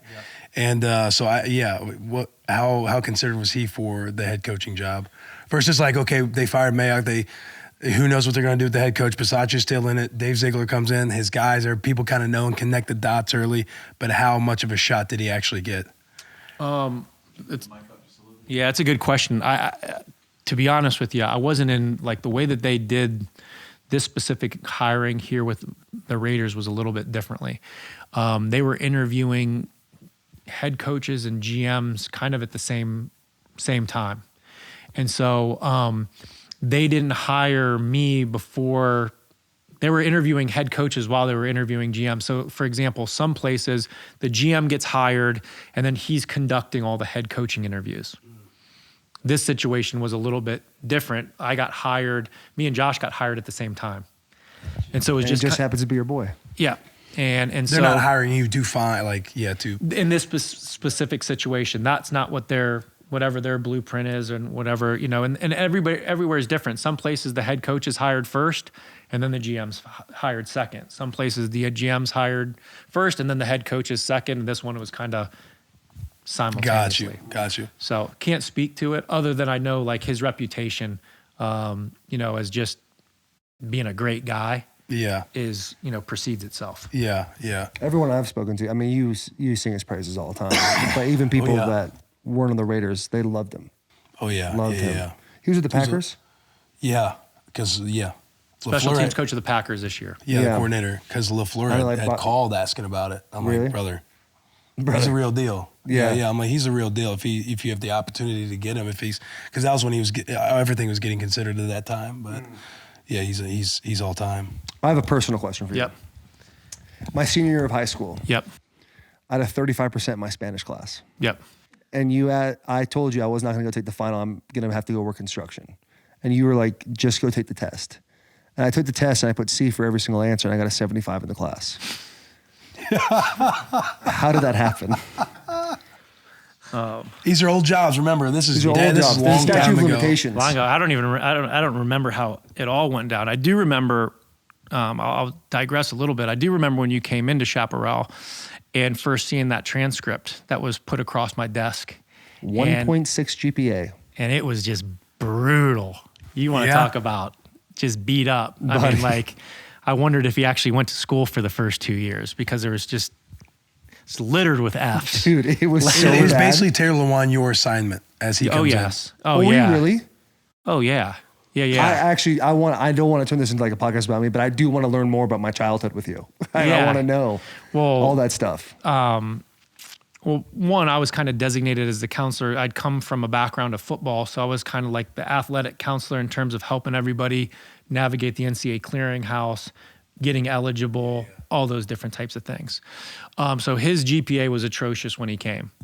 And we started to know in the spring when these coaches started coming around, like, all right, this dude's going to be a major D1 prospect. I mean, I think by the end of the spring, you probably had like 15 offers before like the fall really even started. No, I think. I had 3 offers: Utah State, Minnesota, and ASU. Okay, going into the season, then I put those first 2 game films out. Okay, and that's then it when I was got more quick. offers. Like it was Miami. It was everybody. Yeah, very quickly. It was awesome. And so, so I knew at that point by looking at the atrociousness of the transcript that we had a lot of work to do. I don't know how much you remember, how much you blocked out, but there was a lot of work you had to do personally that you hadn't done before. Yeah. I remember some stressful times in my office where this guy was in full meltdown mode as a 17, 18-year-old kid. Like, there was a lot of hurdles that he was going to have to overcome and a lot of work that he had to do. At one point, I actually had hired a tutor to help him. I was actually paying the tutor $20 a week to help you. Oh, really? Yeah. That's wild. Out of my own pocket to get you going and not to do the work. How much does he owe you? Jeez. I mean, I'd have to look at I've been up I'd this have to weekend, look at the last contract and I was going to say year-over-year growth of where his career's been. I mean, it's got to be like, we're talking 6 figures for sure. We're talking about 6 figures for sure. Who was the economics teacher? Mr. Hey, sit back, brother. No, buddy, because I did.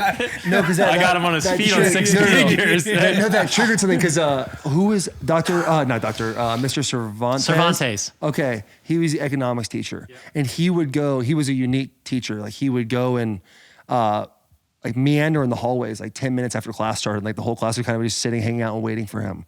And the final, it was economics class. The final he left on his desk. And I took a picture of it and I sent it to everybody in the class. So everybody in the class got 100% on the class, except for Derek Zubiga, because the last question was who's better, Kobe or LeBron? And the answer is LeBron. And he was like a major Kobe fan. So Derek's got a 98% on the test or whatever. And I'm on the bus going to graduation. Cervantes is like, the seat in front of me goes, "Hey, I know what you did." I was like, what are you talking about? He was like, "I know there's a reason why everyone got an A in the class. Like, just go and cut me a check when you make it to the NFL." And I was like, "You got it, bub." There you go. Did you cut him the check? Nope. I need to. I need to give him something. I feel like I have a feeling there's a lot of people that came from that class, or there was a lot of helpers. That people that see your success now are like, "Man, had I not done this or X, Y, Z." No, but you know what? You go ahead. But the thing that he did that is true, and this is a compliment. But he always treated people really well, whether People it was person. teachers, coaches, students, so on and so forth. Like this guy didn't have any not that I know of any enemies or anything like that, and so people were looking to help him out. Do you know what I mean? Or give him an extra boost. And he did a lot. He had to do a lot of work on his own. He did. He had to do a lot of work because then he took the ACT, which wasn't atrocious. No, I balled. Yeah. And it was actually surprising whatever he got. I mean, I looked at it, had to look like 3 times. Hang on now. I got a 29 You on got my a 29 on ACT. your ACT? And he ended up clearing for the NCAA clearinghouse and he got to Michigan. And Dude, look at that him now. was the coolest. I literally tell that story about that, but like the Spanish thing all of the time. Because literally you had me my senior year. Like most kids in their senior year, do have half schedules, and they're getting out at 12:45. He actually had 9 classes. Yeah, I had a full class schedule. And there's only 7 periods of the day. I had to do online school as well. I had to do another full year of online school in a semester. So I would I remember when we were staying at the Arnolds, how they were talking to me about all the homework you would have to do. Yeah. Still hasn't decided, dude. Yeah. That was a wild time. Yeah. A lot of adversity in those times. A lot of adversity. But here we are. Yeah, here we are, dude. I think it is the coolest thing ever. So what'd you do with that Spanish teacher? I don't remember the exact details of it other than, talked about your hard work, your perseverance, your future. And There you go. You are the fucking man, dude. There you go. I actually owe you my career.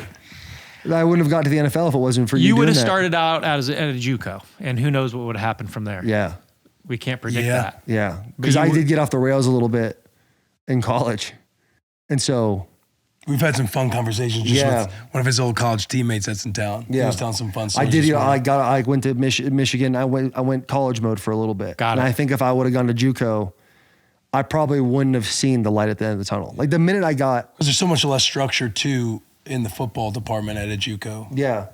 So if you go off the really rails, working their people, job as people well aren't like and- necessarily trying to correct. right. Yeah, it Do could have think got they left had to center. Either sink or swim at JUCO. Yeah. Yeah. When you're evaluating players, like how much, obviously to an extent, it's a big deal, but how much do character issues play a role? They play a role. Yeah. I think like it depends on how big the character issues are and what the pattern of character issues are And how talented they are. and how talented they are. Yeah, and It I is a think- sliding scale. Yeah, for sure. no doubt it's a sliding scale. I think that when you look at the personal traits and their personal traits that would affect your ability to be good, like laziness, not accountable, immature, doesn't like to work, doesn't like to practice hard, like those types of things, like those to me are major red flags. The guys that maybe have some immaturity stuff, whatever it may be, but like you look at the football traits, they love to compete. They love to go against the best players in practice. They love, on Saturdays, they're always, dialed in, showing up like that, like the football traits. And I think like if you have really good football traits and some of your personal traits you need to work on, I think that's a little bit more manageable. Those are still calculated risks too, but I think they're a higher. There's a higher degree of being profitable on someone that loves to compete, has some dog into them, like those types of people, but they're immature.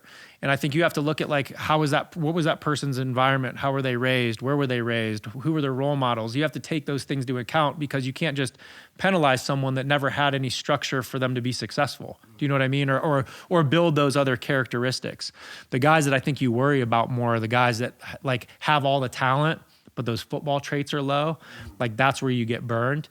And so I think I can't actually understate how important it is. You're making $1 million investments, in these young kids at the time.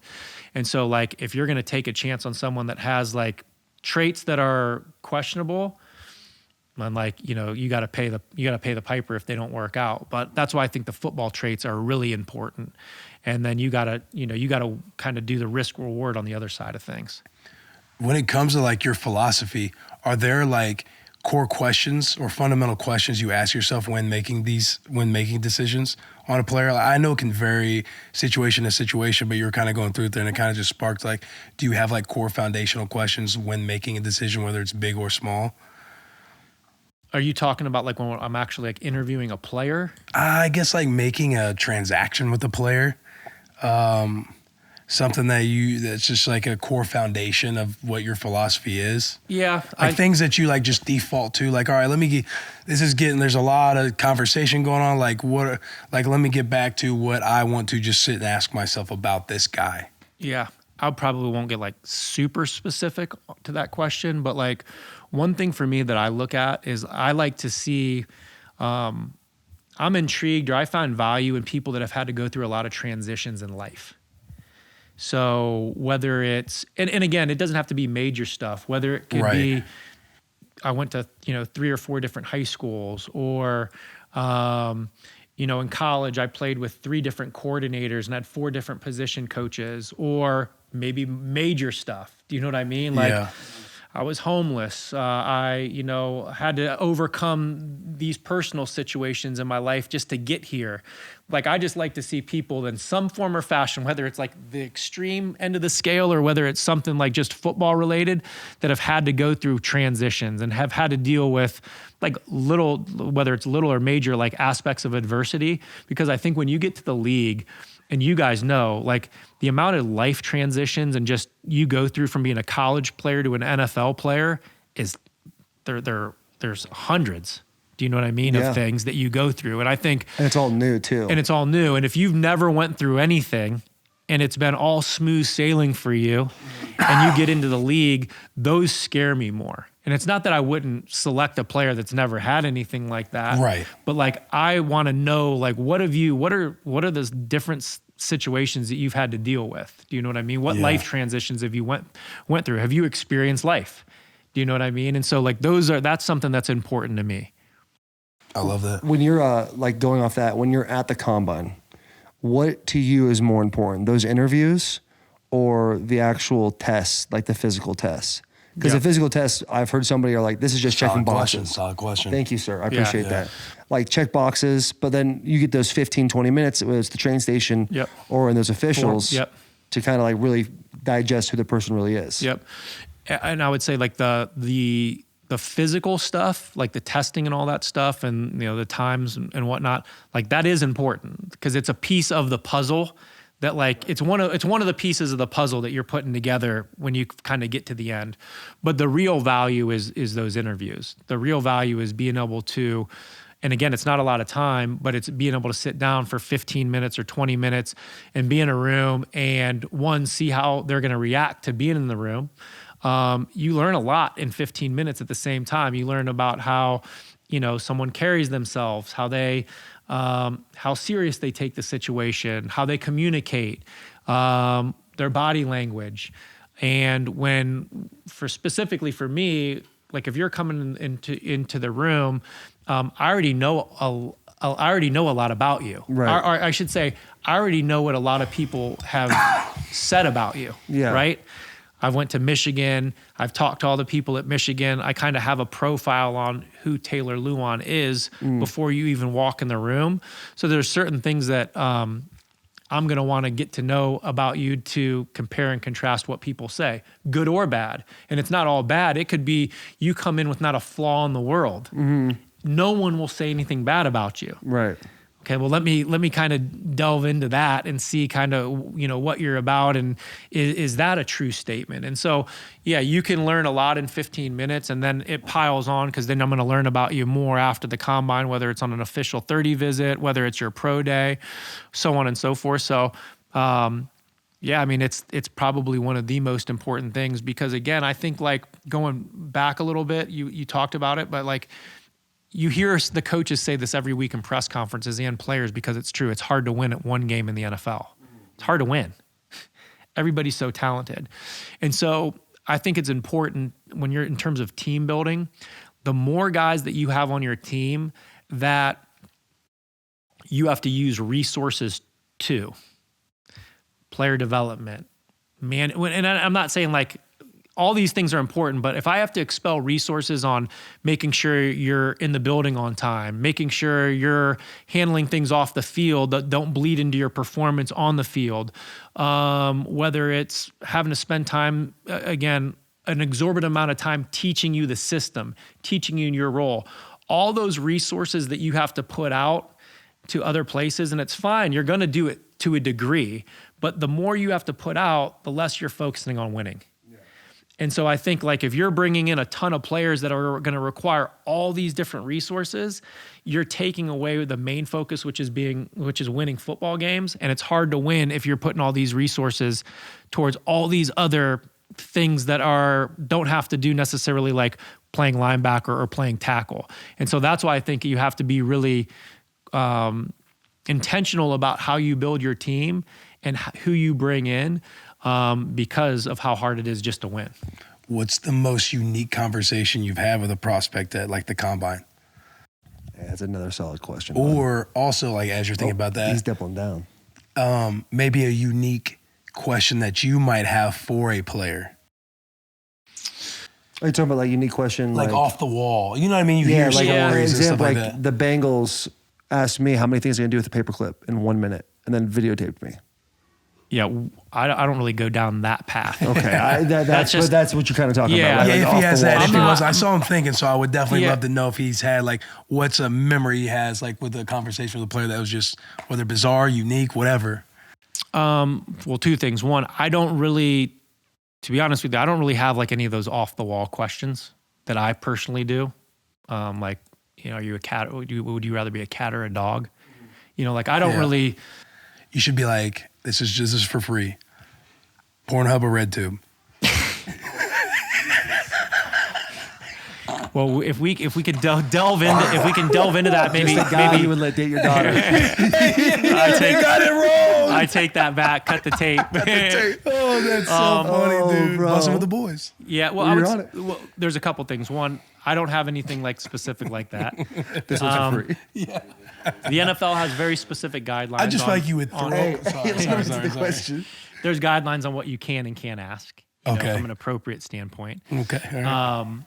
So Yeah, because they used to be able to ask like your sexual orientation, right? Or did they? I don't. There was Like it was- back in the day. Back in the day, Back it in was the like day. Wild West. Yeah, you can do know whatever what you I mean? wanted. You're a lot more respectable in your questions and stuff like that. So I don't have anything that I specifically ask that is off the wall. I do have some things that I specifically ask that I won't share here because they're specific to Right. Yeah. That's what I was afraid Right. of. they're specific to me. This interview's done. Now I've had just some college prospects, like let's say a guy was had an arrest for something, whatever it may be. He was arrested. You know, let's just hypothetically say he was arrested and there was At Michigan or something.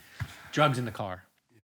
Just some guys just go off and just like tell me the story in like complete detail, like way more than I wanted to know, like Yeah. and just like blow a bunch of people's spots up. Oh, You know what I mean? shit. Not only themselves, but like two other teammates too. Yeah. Like I just do with that. no filter. Like, you know, maybe they didn't realize that they were on a job, like this was a job interview type of thing.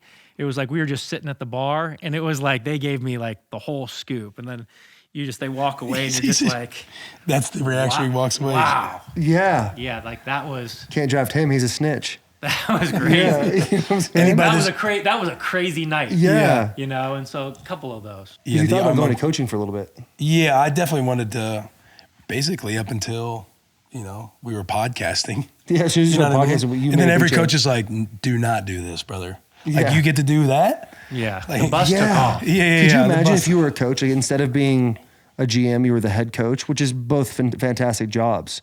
But I feel like the time spent, I have no idea what upstairs is like, but the time spent for coaches, like you Oh, gotta it's insane. hate your family. Yeah, because you were kind of saying you give them a little bit more control in your day, like Yeah. as long as you're prioritizing and Yeah. But that's what he was doing. You were a little farther down the totem pole, and like now you're the GM. I'm sure there's more stress along with more hours. Yeah, I mean, I could spend all day and all night there. Mm-hmm. You know what I mean? Like if you really wanted to, there's that much stuff that's done. I've always, you know, in terms of like the balance, I've always tried to live close to the facility. And so, you know, I have 3 kids and at one time they were all young enough where all 3 of them were in diapers, which was just another, you know, that was Oh, a brother. hellish I cannot couple imagine. years. Yeah, man. Me and my wife made it through. So now we know we're good. Yeah. You know, we made it through that you period guys of time. Are, you guys are one Yeah, of the ones that are gonna make it. we're battle tested. Yeah, exactly. We're battle tested. You've been to the fire. When you were checking off the adversity, like what Yeah. people have gone through, like you've done it. You're a safe get. Yeah. Yeah. But like speaking of that coaching, because there's always, you know, meetings and all that stuff that's just, I actually take off, like I'll take off around 6 o'clock at night and come home, eat dinner with my kids, give showers, give my wife a little break, and then I go back to the office. And then I'll work till whenever I work, whether it's 10:30 or 11 o'clock at night. And so that's how I try to create some balance just with work and, you know, and personal and things like that to give my kids like some sense of normalcy, even though every time I come home it's, Dad, are you going back to work? Like I come home on like a Saturday, you know, and it's, Dad, you going back to work? You know, so that's kind of the part of the deal, but that's how I try to create. But like within coaching, it's hard to even do that. Do you know what I mean? Like it's Yeah. pedal to the metal. Unless all you're the head time. guy, right? Making like if you're the head coach making the rules. Correct. But if you're like the offensive line coach, it's like you basically have, I have work to do, but I really can't leave until the head coach leaves. Yeah, the Whatever it may coordinator. Like be. I got to watch the totem pole above me, like go before I can pack It's it a in brutal also. business, man. Brutal, I mean, dude. People don't realize because there's a lot of people that want to get into coaching because it's like just like all of us, like we just love ball. Like you want to stay in it somehow. If luckily we've like kind of made this avenue to stay in ball, but like a lot of people at default go to coaching, not realizing what they're really getting into. It's like 80, 90 hours a week. Yes. And like you might leave your house, like you play on a Sunday, you go into work on Monday and you don't see your kids again until like Friday. Yeah. Right. Friday is like the good day, right? Friday and Saturday. That's like Friday. the easy out early, school's out early. Yep. You know? Yeah. Yeah, peeling out of the parking lot and you're out of there at like 4:30 or 5, you know, with at least for us, which is like, you know, that's like breakfast time. Yeah. You know what I mean? In the coaching world. And every coach is like, it's, you know, once I've been around, it's like, well, what else am I going to do? What else would I do? The one who would tell me to like not get in, and he'd even call me. He called me like a few times last year. It was Coach Minuski. Who's that? He's with the Vikings. He's a linebacker coach or coordinator. He was my coordinator in Washington. Yeah. He was with Kentucky, the University of Kentucky a couple of years. Awesome dude. Remember, I'll tell you stories about Tom Sula. Yeah. Coach Tom Sula, the Italian, Yeah. with Delaney Walker, Yeah, and I you was gotta telling fucking- stories. yeah. And him and his best friends like Minuski, and those dudes were like the best. But Minuski and I would chat on the phone. He's like, "Comp, this gig you got going on right now." He's like, you don't want to get into coaching," and he would just be like, "I do it because it's, you know, I feel like it's all I got." he's like, "But if I could just sit on a bus and talk shit, like what a do deal. that." Yeah. We do have the coolest lives. Yeah. It is awesome. Yeah, dude, coaching would fucking suck. I don't know, boys. What do we think? Who's like the perfect player, like the best scouting report you've ever seen on a guy? Oh, that's a good question, So JP. JP just asked, who is the best scouting report? Who's the best player that had the best scouting report you've ever seen on a guy? He didn't necessarily have to pan out like in the league, but you look through, you're like, wow, this Trent Richardson. Didn't necessarily have to pan on the league, but still on paper, he's like, this guy.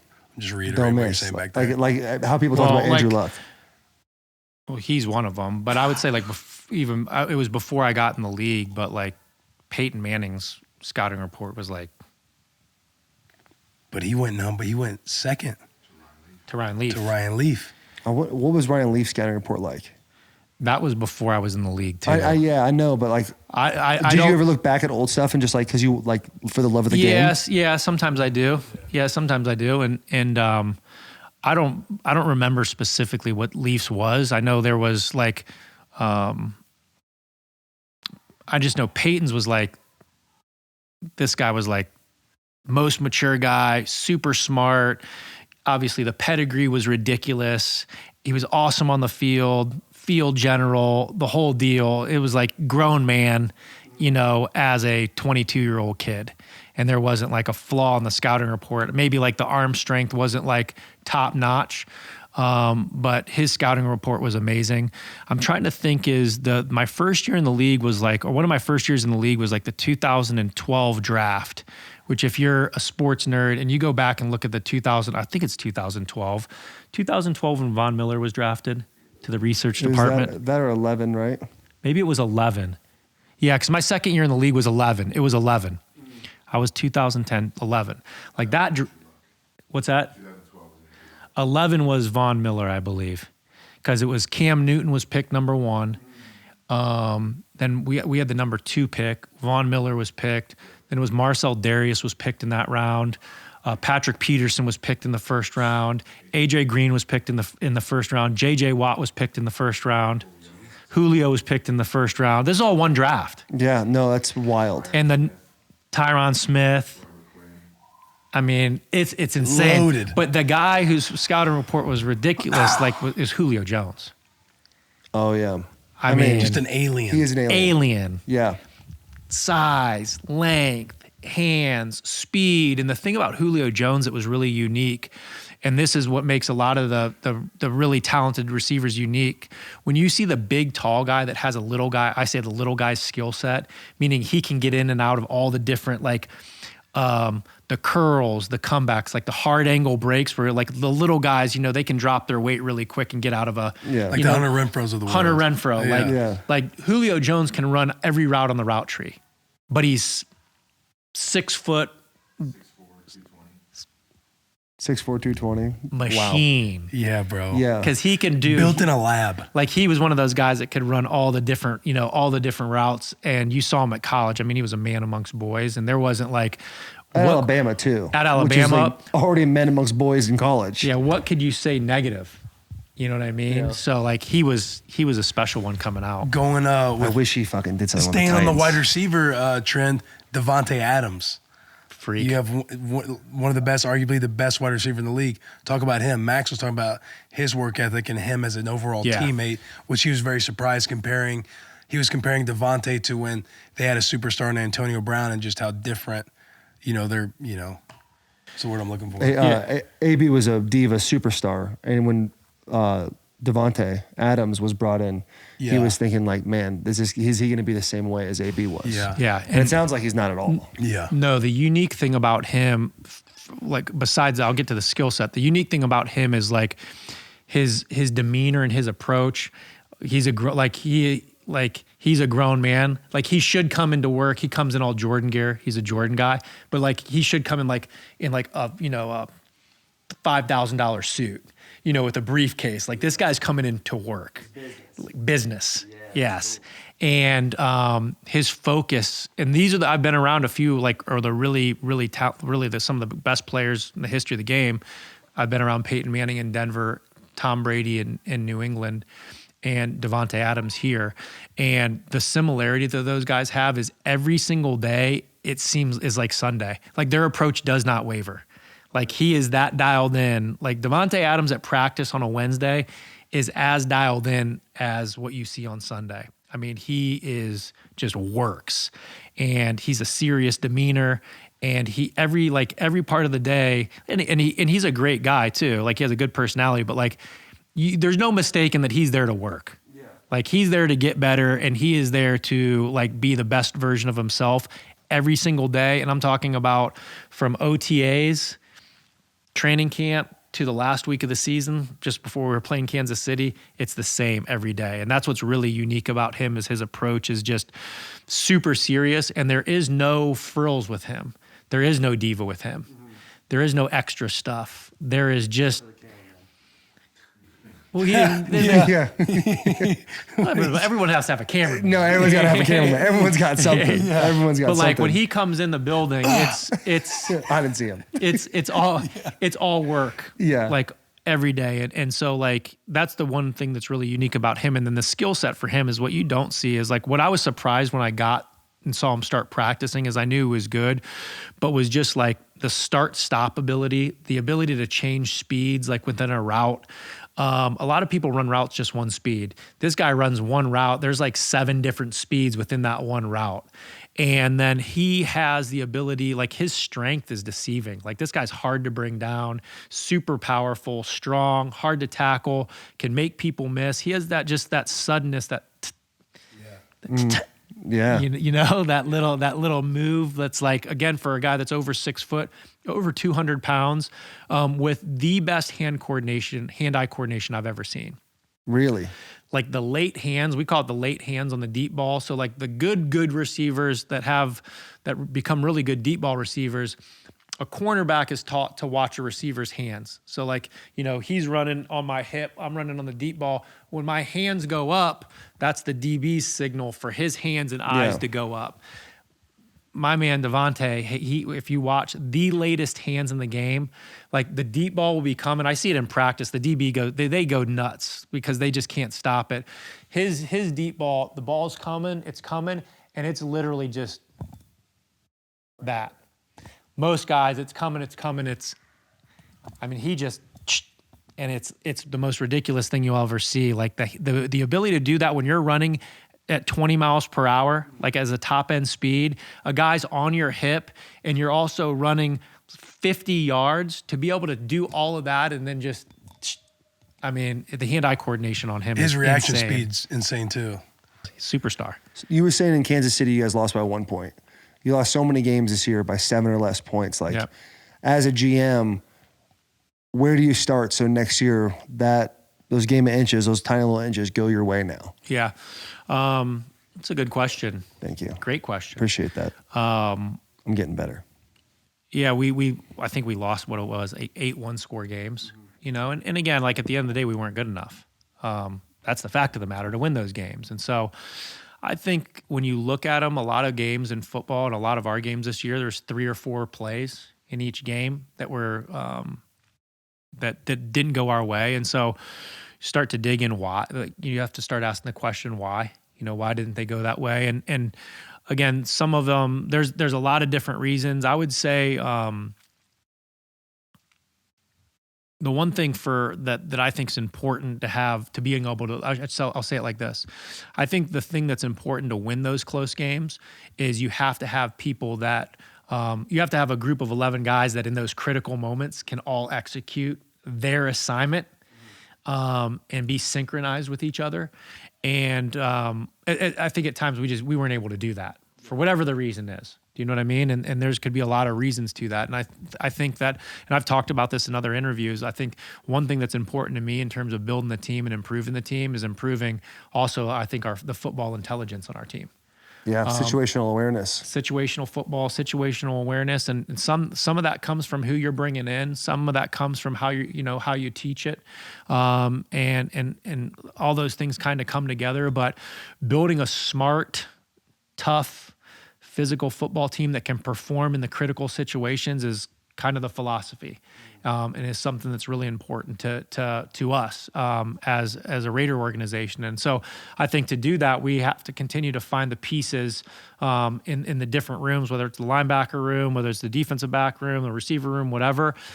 Find players that embody that and that can do that in those critical moments. And I think those are some of the, if we can do that, I think we'll end up turning the tides on those close games, and those close games will be the games that we win. How much do you not just look at the players, but you look back at these close games and the coach is calling? And like, do you look at those and say, all right, we probably shouldn't have been in this call in this situation? And are you critical of those types of things? Yeah, I mean, so like with Josh and I specifically, obviously we have a relationship that goes a long way back. And so we have a lot of those critical conversations, and we can have them, and the cool thing about us is we can do it without it causing like a divide. I mean, you guys you've been in Tennessee the whole time. You've been in some different buildings, but we've been in the NFL, and we know there can be these different struggles between coaching and personnel and, all those different types of things. I would say having coached and understanding, even though it was at college and high school, I have a great amount of respect for coaches and what they do and the amount of time, like we talked about, the amount of time that they put in. And so I'm not going to act like the expert either. Do you know what I mean? Because I know how much time that they put in. And I know ultimately what coaches are trying to do is they try to put players in the best situations to have the players be successful. And so I don't act like the expert, to answer part of your question, because I'm not the expert. Right. And so I'll ask maybe the why or the reason. And, I'd say almost 10 out of 10 times, or a lot of the times, like, okay, I get it. You were trying to do X, Y, and Z, and we didn't execute it for whatever the reason is. Yeah. But we have a lot of those conversations I have a lot of the conversations because I want to learn too of the whys. Why did we do this here? Why did we do that here? But it's not the why of like, why the hell did you do that? It's more like the curiosity, and again, having the dialogue to understand, to make sure like we are doing the right things. And it's to be the same question: why did you draft this guy here? Or why did you bring this guy on the team? What did you think he could do? Well, I thought he was going to fill this role and be able to help us in this area. That's the why. And so we have a lot of those conversations, but I'm not in there as like, acting like I'm the expert, I guess, at the end of the day. Right. I guess it's like, yeah, no, that makes sense. Today, I was thinking because of the way that the game's covered, there's so many different social media outlets, right? There's Twitter, there's, again, all this different stuff.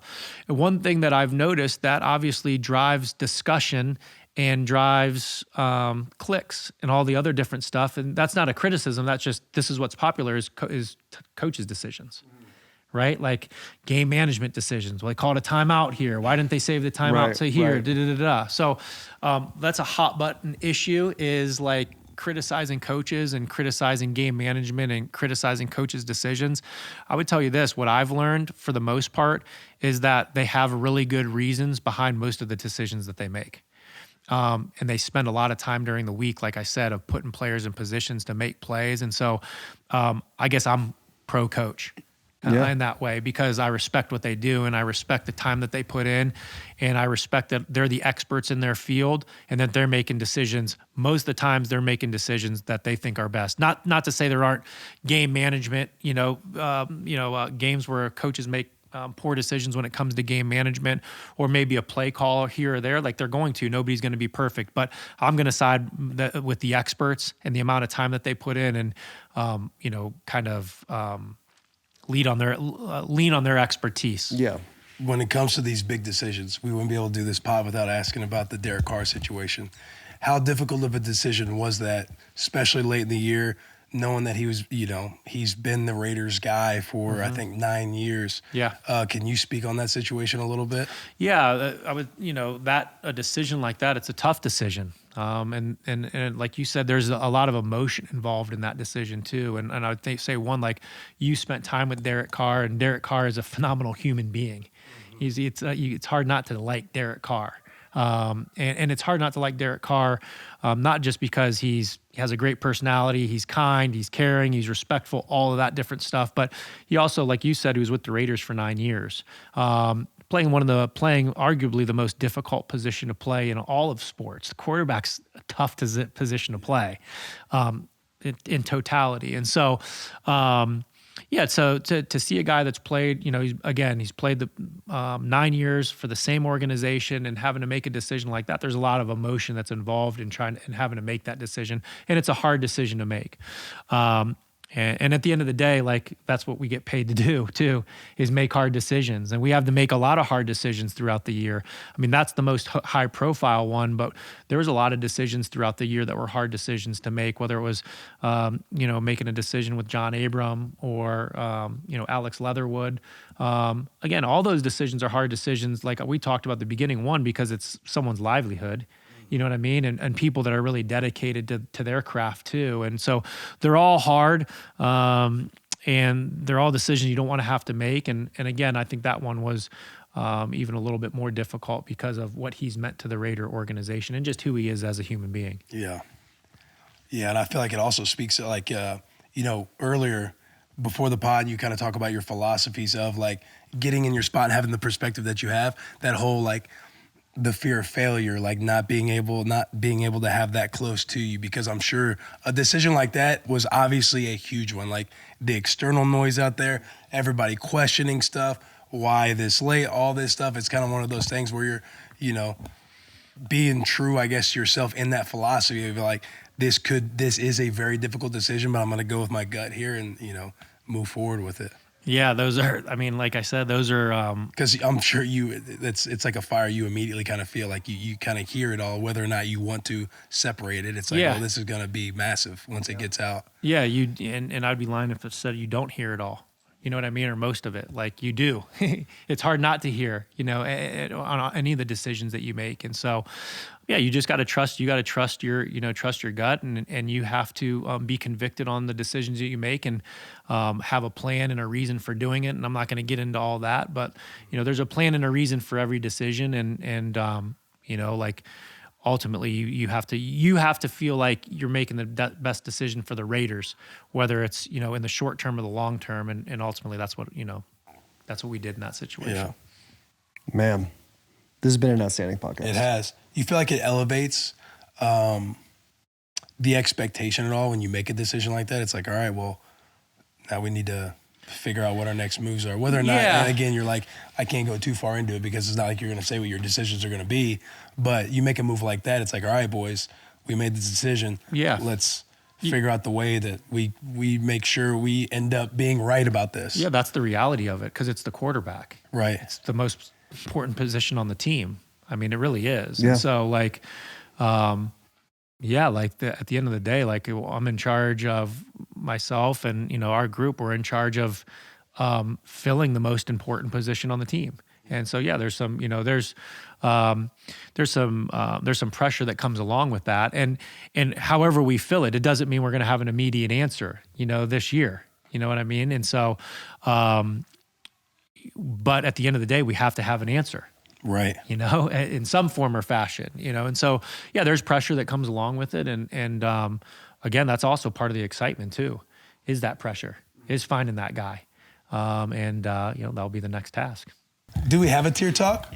I don't know if we do. It's almost 8 o'clock right now. I was going to say we could just do the tier talk for like the intro. My wife's so mad upstairs. I know. Now, it's no dinner. These guys 7:55. Yeah. Well, we can do the tier talk for the intro. Yeah, we'll do the tier talk for the intro. This with has been band thing. phenomenal. I think this has been an incredible podcast. It's been one of my favorites. Good. We do. Carissa. Oh, you got the sound treatment. She definitely heard that. I almost yelled, "We need you," but I'm thinking I don't know her at all. All right, And man. have you enjoyed yourself? Yeah. Yeah, it was a Was it blast. what you thought it would be? Yeah. Because I know you were we were all excited to be together on this podcast. Yeah. It's surreal. I mean, it's surreal. Who do you think's going to be listening that we're not aware of that will be listening? Like, do you think NFL? you think the owner's going to be listening? Coach McDaniels? Probably not. That kind of sucks. That's a tough I L. was kind of excited to hear. Yeah, probably. Yeah. Who will be listening? There's probably some people that in the Raiders organization that maybe don't listen to Bussin' with the Boys that are going to listen to it because I'm on it. But yeah, I don't know. Playoff Willie and Playoff Ziggy getting together? I was excited. Like I That's told the biggest headline out of We're all not. this. Are we still filming? Or We this? are, but we can stop. Yeah, we can stop right now. Yeah, Ladies and he gentlemen, can- thank you so much. As always, please subscribe, unsubscribe, resubscribe. If you want that Budweiser merch, It's gone. it's gone, brother. You It's can't gone. get that no more. But we got a lot of good stuff. We have got a lot of good solid products stuff in the that store. merch store, and we need this. This is the biggest year of our lives, 2023. This is going to be massive. So we need you. See your friend, tell a friend, make this thing happen. Big hugs, tiny kisses. Keep the cameras running just in case he says something.